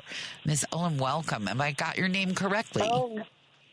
You did. You're 100% correct. Thank you so much for having me today. Well, I've dropped things off at the Furniture Bank. I've seen the truck come down the street.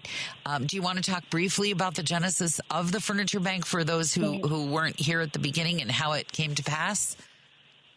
Yeah, absolutely. You pretty much nailed it with Griffin Amdor and Andrew Witherspoon. And they had a third partner, James McPhail, who graduated from Wharton Business School in 2018 and had a dream of helping in furniture poverty in the Chicagoland area. So they started with basically a U-Haul and searching the alleys of Chicago and providing furniture for people who needed it most. 5 years later, we are a $5 million organization that has about 60 full-time employees. And last year we furnished 6,624 homes. That is so amazing. I don't just throw that word around. One of the cleverer things that your founders envisioned was if they could move fast enough when hotels and offices redid, which they do often, if a new owner comes in or a new decorator or they redesign the space, your founders figured out they could scoop up really excellent furniture and get it out of the way of the new people coming in, the new furniture coming in, and that would be great in people's houses. And I love the model of folks getting to tour the showroom and picking out what they want. Can you talk a little bit about how the showroom has grown and how it functions now? Yeah, absolutely. And let me touch on exactly what you're saying. So in 2021, we added kind of a side hustle for our nonprofit, Honest Junk, which we do those large-scale decommissions from hotels, colleges, and universities.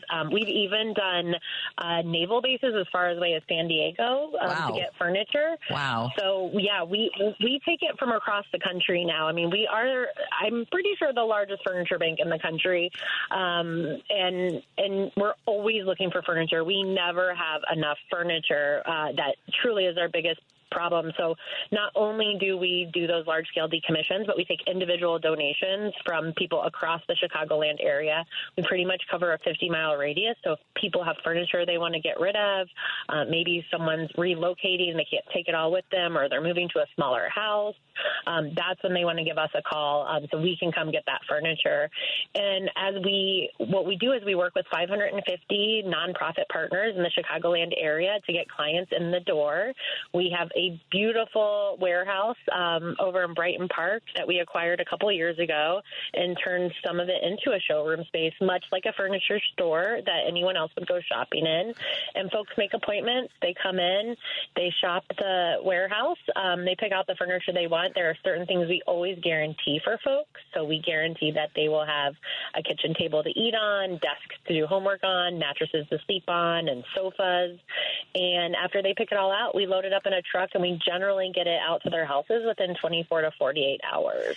What are some of the things people have said to you when they're in the showroom? Because a lot of times these are people coming out of homelessness. Is that accurate?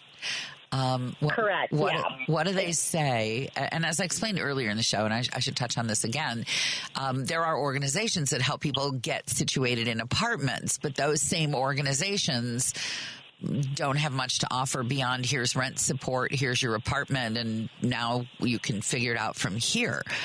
What did people do before, and what do they say now when they come to the showroom?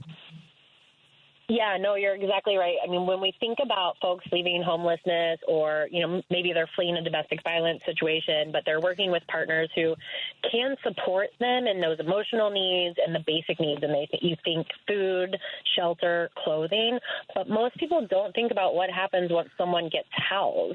There's still generally support services to help people figure out how to pay the bills, but to walk into a home and not have a place to sleep, or, just a place to sit down. We recently furnished two women, single women who came out of homelessness, and one only had a TV and then like a giant blow-up air mattress, and the other had like a giant beanbag chair that she'd been basically sleeping in since April, and we just furnished their houses in September.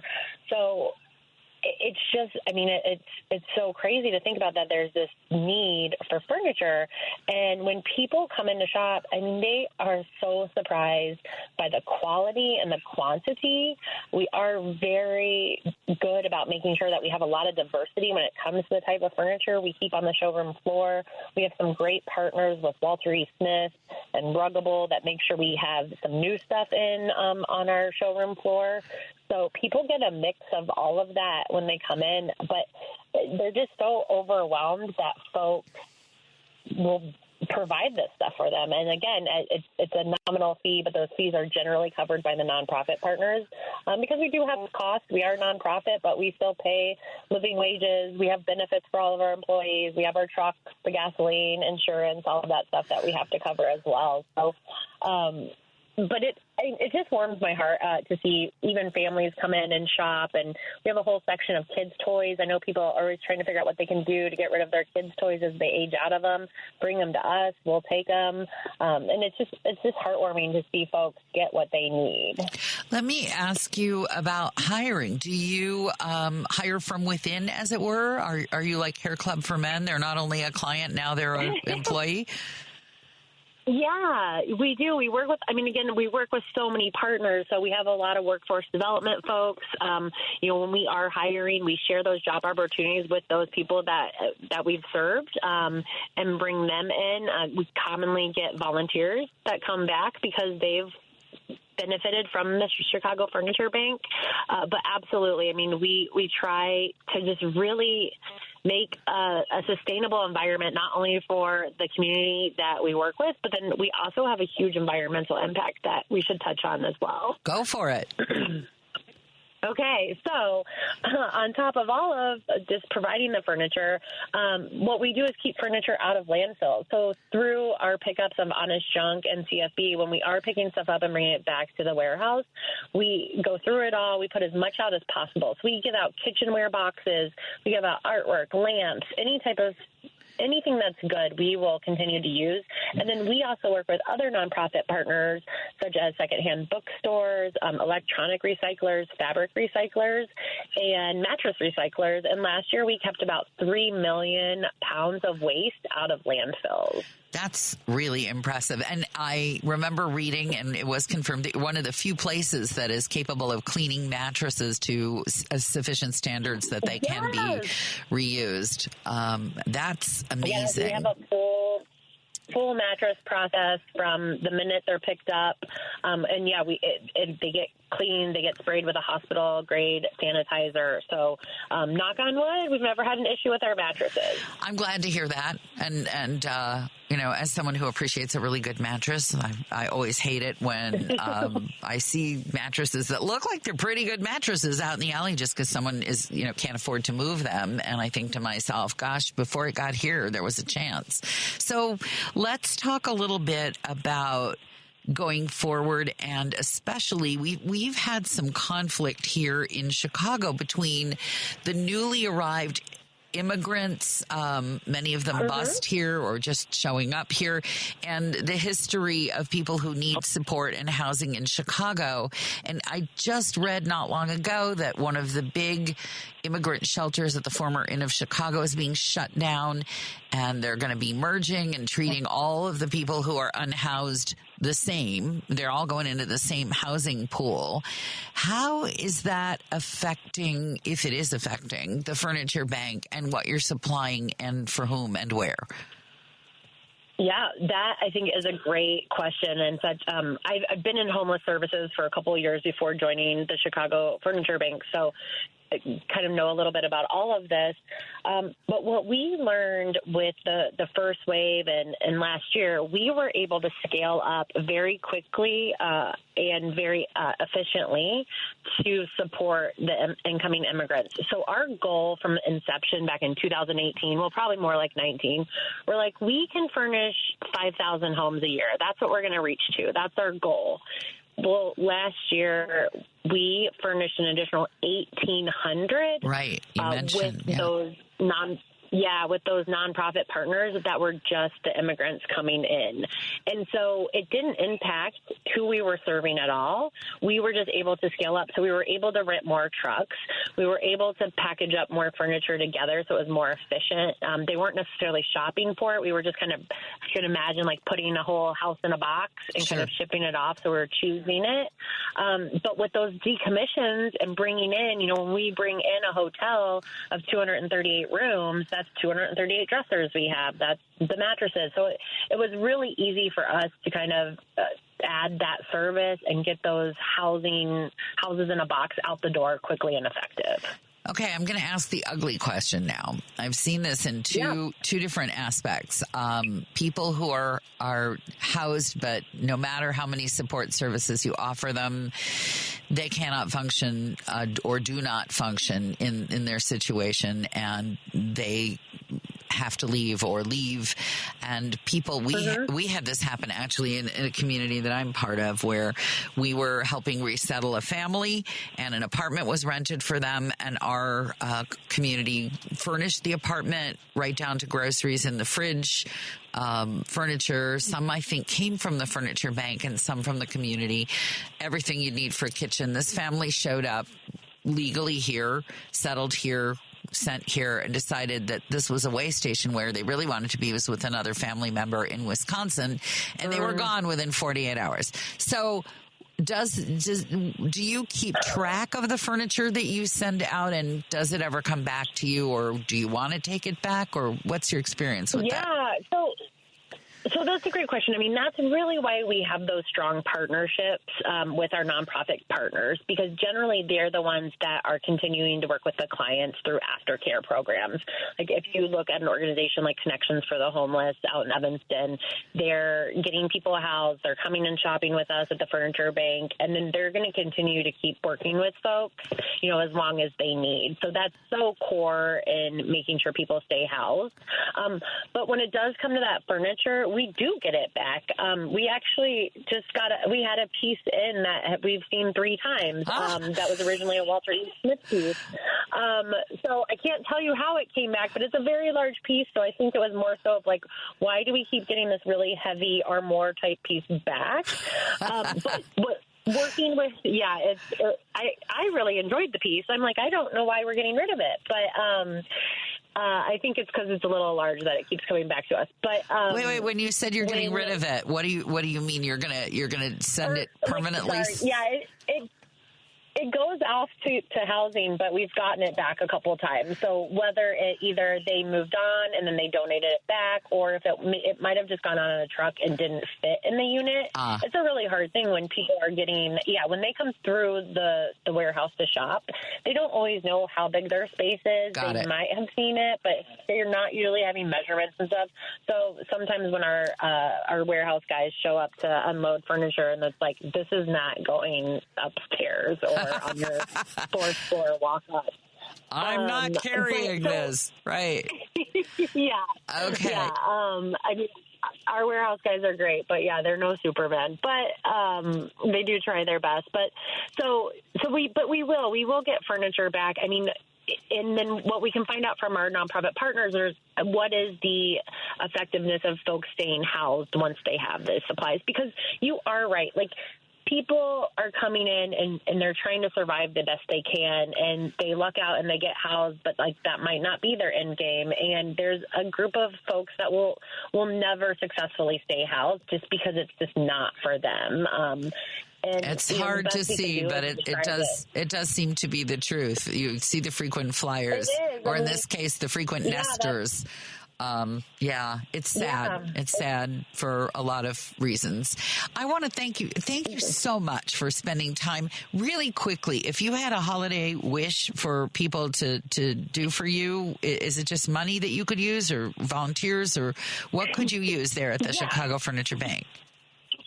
You know what? We can always use money at the Chicago Furniture Bank, but we really need the furniture. We need couches. We need kitchen tables. We need people to kind of turn off the TV ads that want your stuff, that say they recycle, and we want you to send it our way. Okay. Because without the furniture, we truly can't do the work. So if the couch has a little stain, you can clean it, or if it's out of date, you don't particularly care. And if the kitchen table, the 2-year-old drew on it with crayon, you're still okay with it.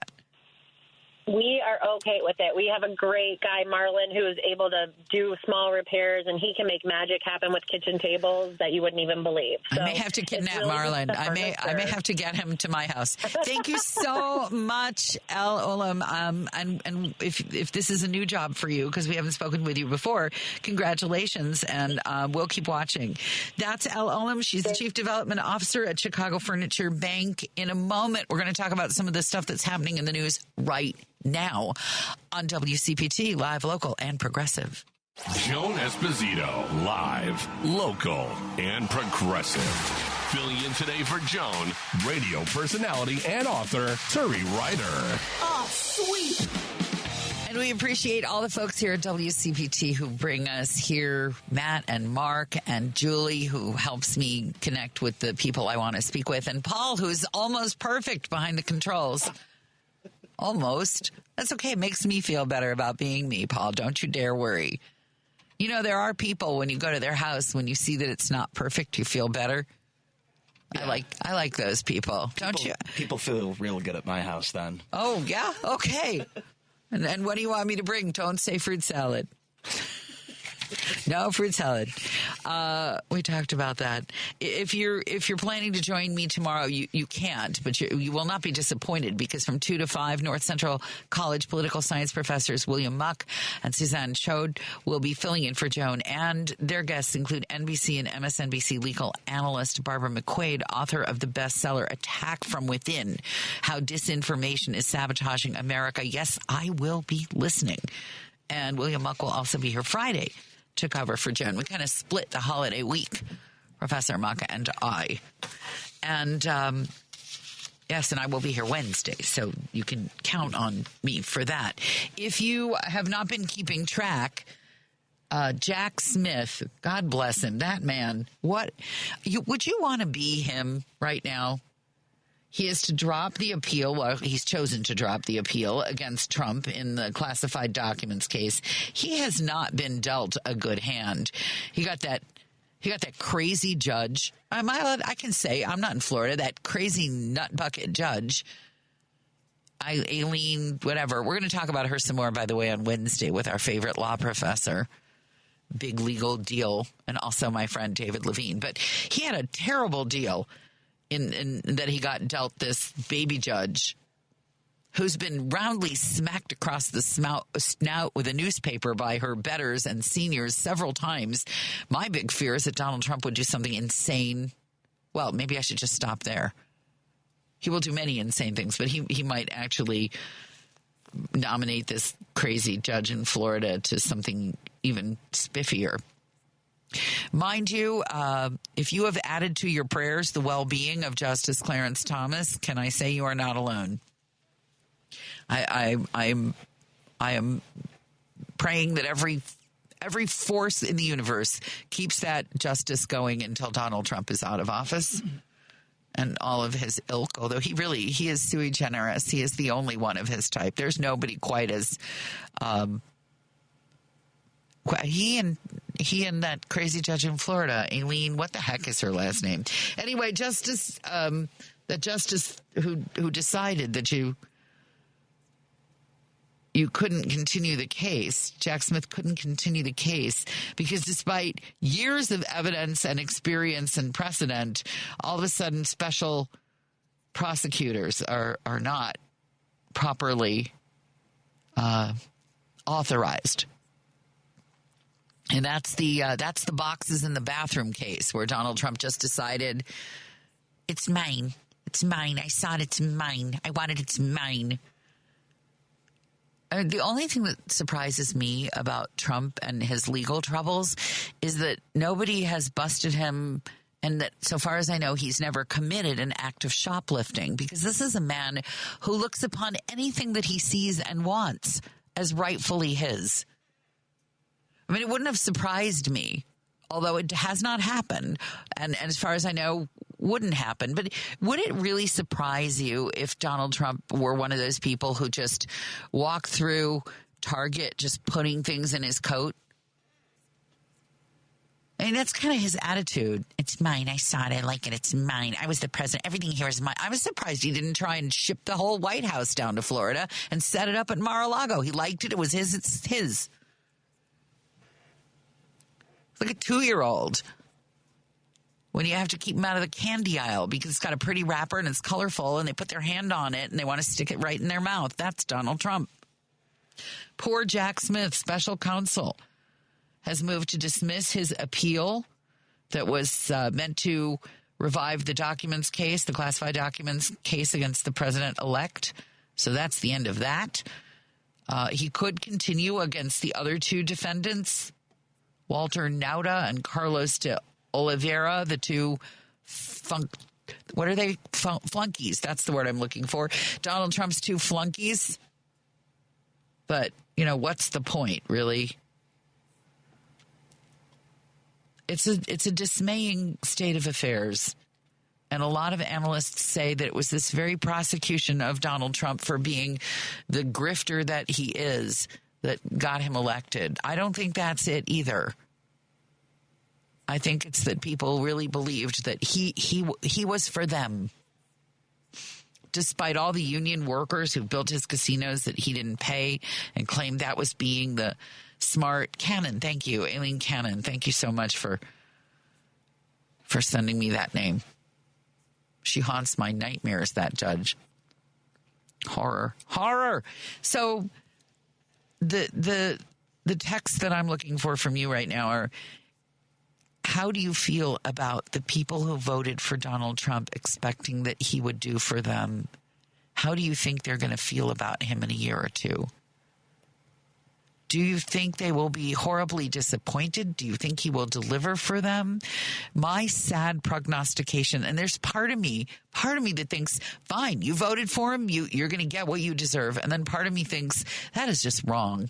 That's just wrong in your heart, Turi. You need to just be aware that there are people who have less information and didn't understand the long game that Biden was playing and didn't understand the meaning of his efforts to revive American manufacturing in a respectful way and to honor labor. And they didn't see it happening right in front of them.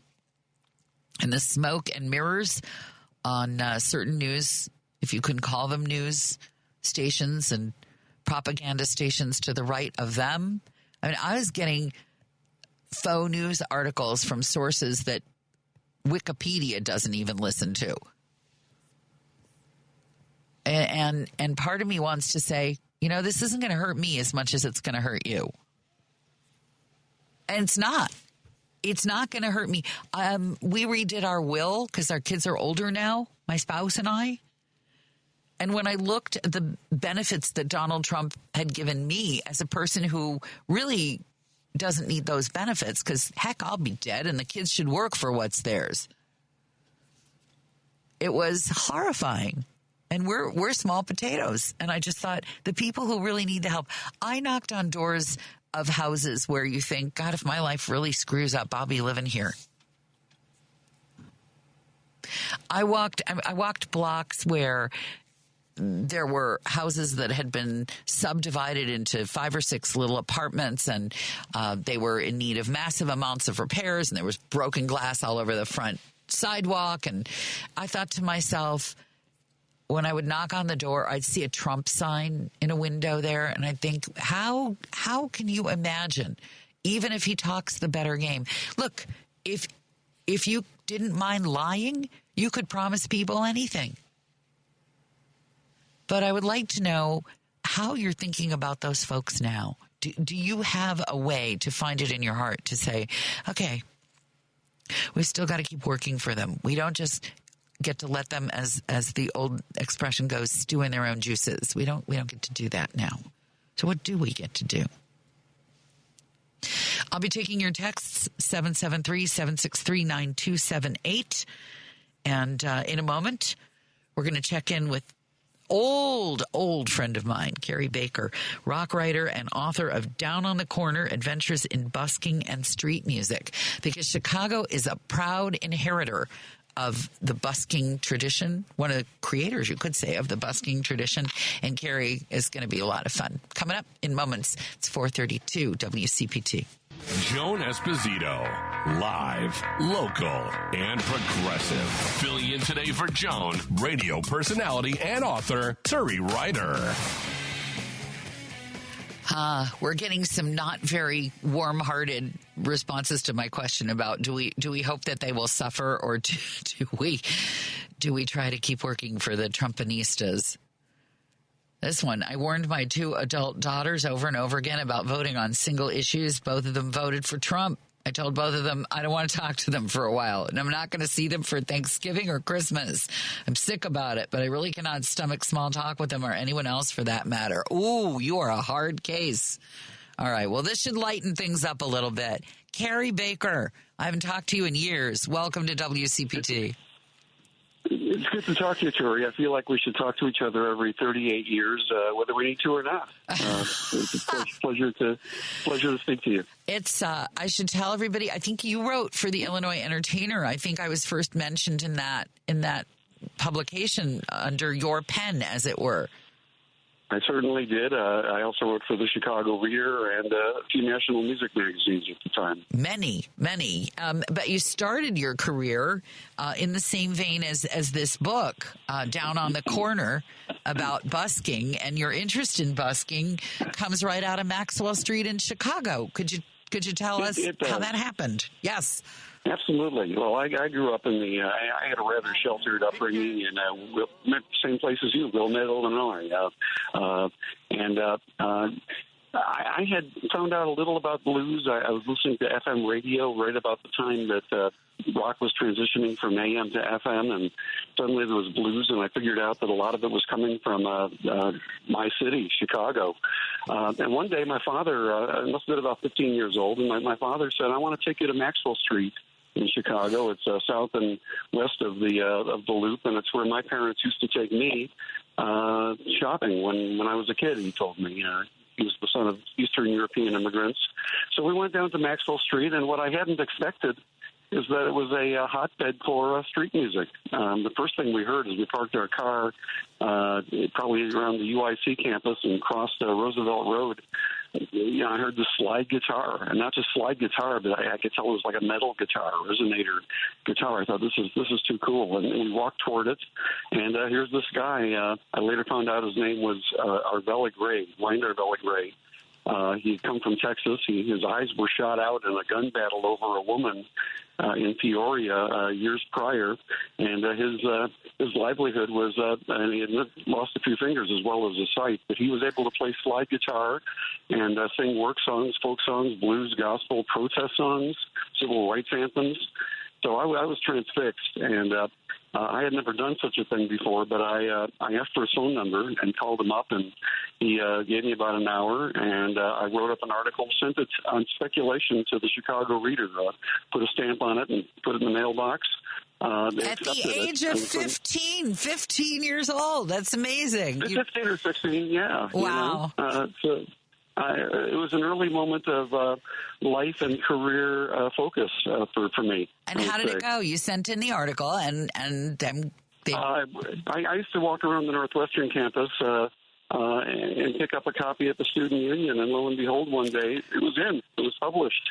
They sent me a check. It may have been for $25, and I was elated. What am I going to do with all this money? So I pretty much knew what I wanted to do for the rest of time. I became interested in blues, and I became something of a freelance writer. Wow, this is a great introduction to how this all happened. We have a little piece, I think. Do we have a little piece of Arvella? And then I want to talk to you because you helped that record happen. Here, Yes. a little bit.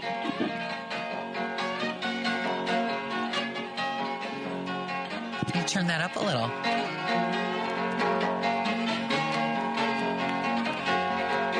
Well, it's peckwood, peckerwood, woodpecker, what make your head so red? I've been working on the levee, and the sun done burned my head, Lord, Lord, the sun done burned my head. I think that's a good sample. Well, that was, of course, the melody we would know as John Henry, right? That's right. It's a traditional work song. But the thing about Arvella Gray is that he added some references to local streets. He got the shoes off of Maxwell and the dress off of Halstead. So he made it local, and I was just amazed. In fact, he would even repeat stanzas, figuring the people were walking by. But my dad and I were standing around for an hour listening to this one song, really, before we could get a word in edgewise. Wow. So he could stretch the song for an hour knowing that people would come by and offer. How was he paid? I seem to remember in your book you had a really great visual of how he kept track of his money and how you donated. I'm not sure how he kept track of it, but he had a paper cup, like a Dixie cup, safety pin to his lapel, and he always looked resplendent. He didn't look like he was down and out. He dressed for he dressed for success, and he used to play Sundays on Maxwell, I believe Fridays down by the old Jazz Record Mart at Grandin State, and I think Saturdays at the Inglewood L Station on the south side. So he had it all together. In fact, I was pleased to visit his house once because I drove him home from a gig, and to see that he lived in comfort, in relative comfort, in a nice apartment on the south side. Well, that's good to know. I mean, because you imagine when you hear buskers, you don't know how they live. Although some of them I know do very nicely on their busking, and we'll get to more modern stuff soon. But when you started talking about the history of busking, you also told a story in your book about how some recordings came to be made of Arvella. Could you tell that story? Sure. In fact, that's a Chicago story, too. And let me just preface by saying Arvella was the inspiration for my book, which just came out last week, called Down in the Corner, Adventures in Busking and Street Music by Jawbone Press in London. So I took a greater interest in Arvella Gray than just this reader article. I wrote a few other articles on him, Living Blues magazine. I had my own fanzine called Blue Flame. But I was music director of WMTH Radio, the little 33-watt FM radio station, real terrestrial radio from Winnetka. Where I also started in the high school, New Trier. How about that? Yeah, there you go. I bet you didn't know that. So I used to sort of obsessively look in the yellow pages, Chicago yellow pages under phonograph record manufacturers, because it was my job as music director to get records for the station and convince distributors and labels that this little 33-watt radio station was worth servicing. And I took a few things off the top that I didn't think would be right for the station, but maybe right for my show. Anyway, I noticed that there was a label in Wilmette, where I lived, and it was called Birch Records. And, I don't know where I got this chutzpah, and I'm basically a shy introvert, as may not come across, but I was. Exactly. Right. I know. Right. So I called Birch Records and said, hello, I'm this guy who does like a little bit of radio and a little bit of freelance writing. What do you do?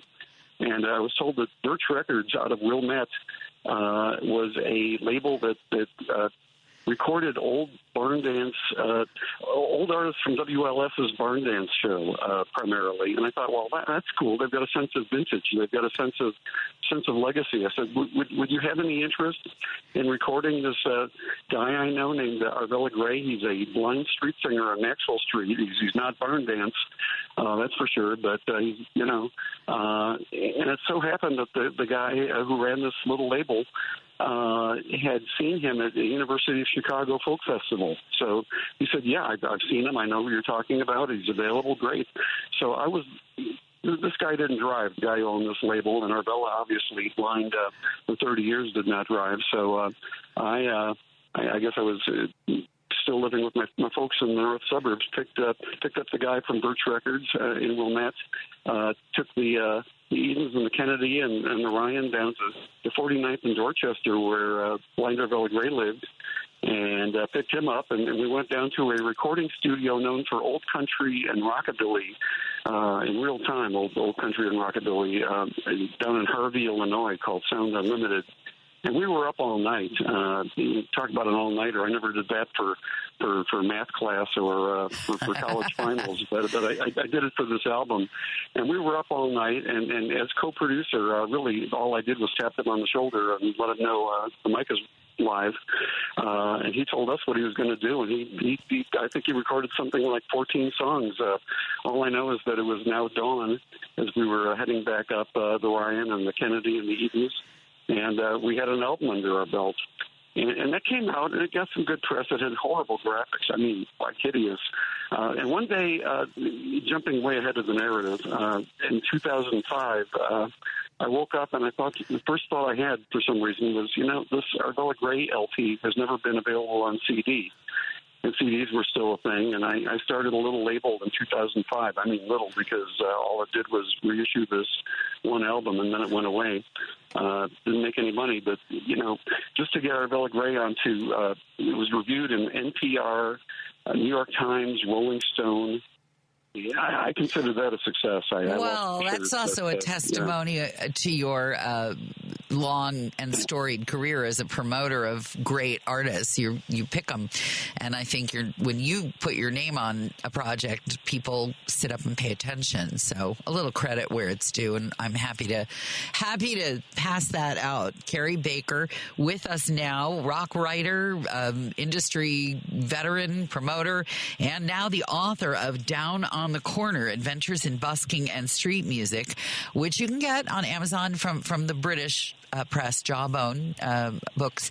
And in a moment, I want to ask you about busking now, if you would. So stand by. It's 4:46. The Joan Esposito Show. Turi Ryder in for Joan on WCPT, live, local, and progressive. Esposito, live, local, and progressive. Filling in today for Joan, radio personality and author Turi Ryder. 4:48, I'm Turi Ryder, in for Joan Esposito today and Wednesday. Don't forget, tomorrow, William Muck and Suzanne Chode, professors at North Central College, will be holding down the fort.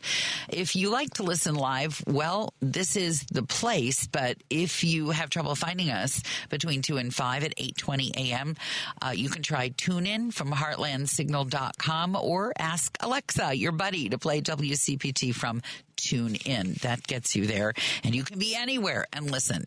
Now, a guy who used to be here and now lives near Palm Springs, I believe. You've moved to the desert, right? I am sitting in my backyard in Palm Springs, California. It's sweatshirt weather. I'm sure your heart bleeds. Yeah, I'm so sorry for you. Huh. I had to put on a sweatshirt to do this interview, but happy to be here. That's after I've lived out here about 2 years after living in the second and third largest cities. It's kind of an adjustment. But, got any buskers in Palm Springs? Any busking going on? It's funny you should ask. Nobody of major note, but the other day I was coming out of yoga class.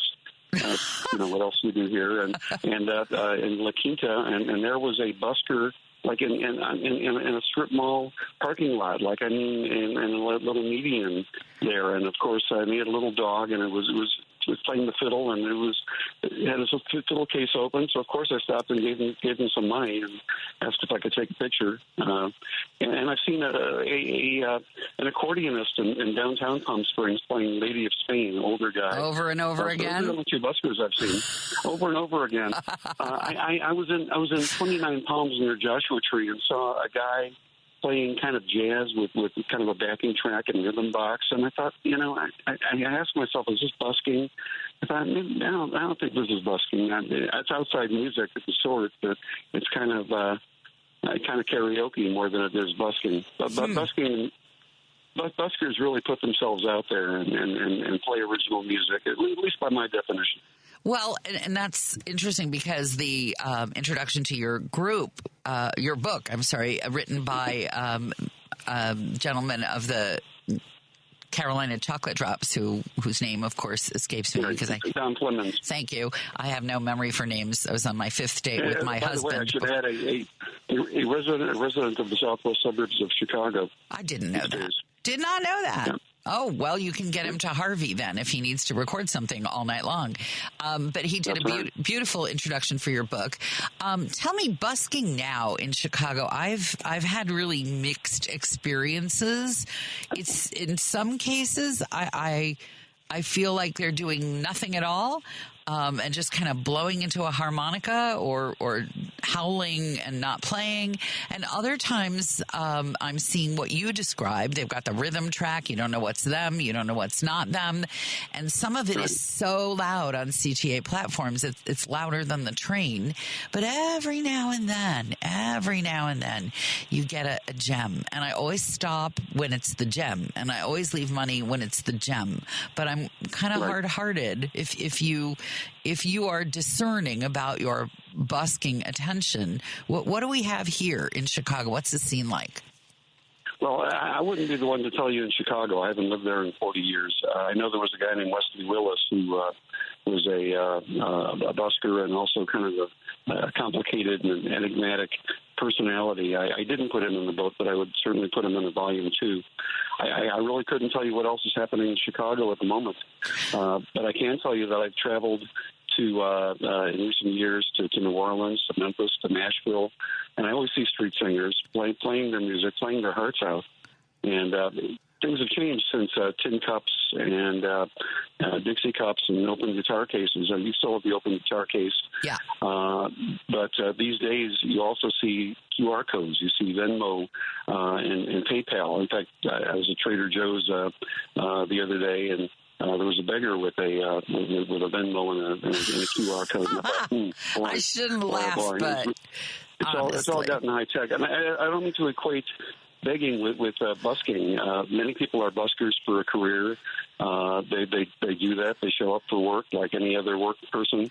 You can go to Royal Street or Jackson Square in New Orleans and see quite a few of them. You can walk up and down 6th Street or Guadalupe Street in Austin and see a few. Obviously, Nashville, where people go to make their dreams and once upon a time country music, but now all kinds of music. See many buskers downtown. What about? So I know. I'm sorry to interrupt you, but what about this new? A lot of cities are implementing. Permitting if you want to be on a public platform. I know New York does that. I think Chicago may. I know Toronto, you have to have a permit to busk.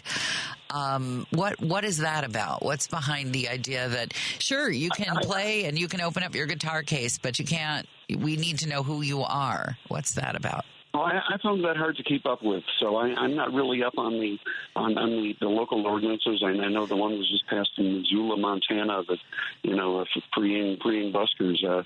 I believe that it's legal in New York, whether you're in Washington Square or in the subway.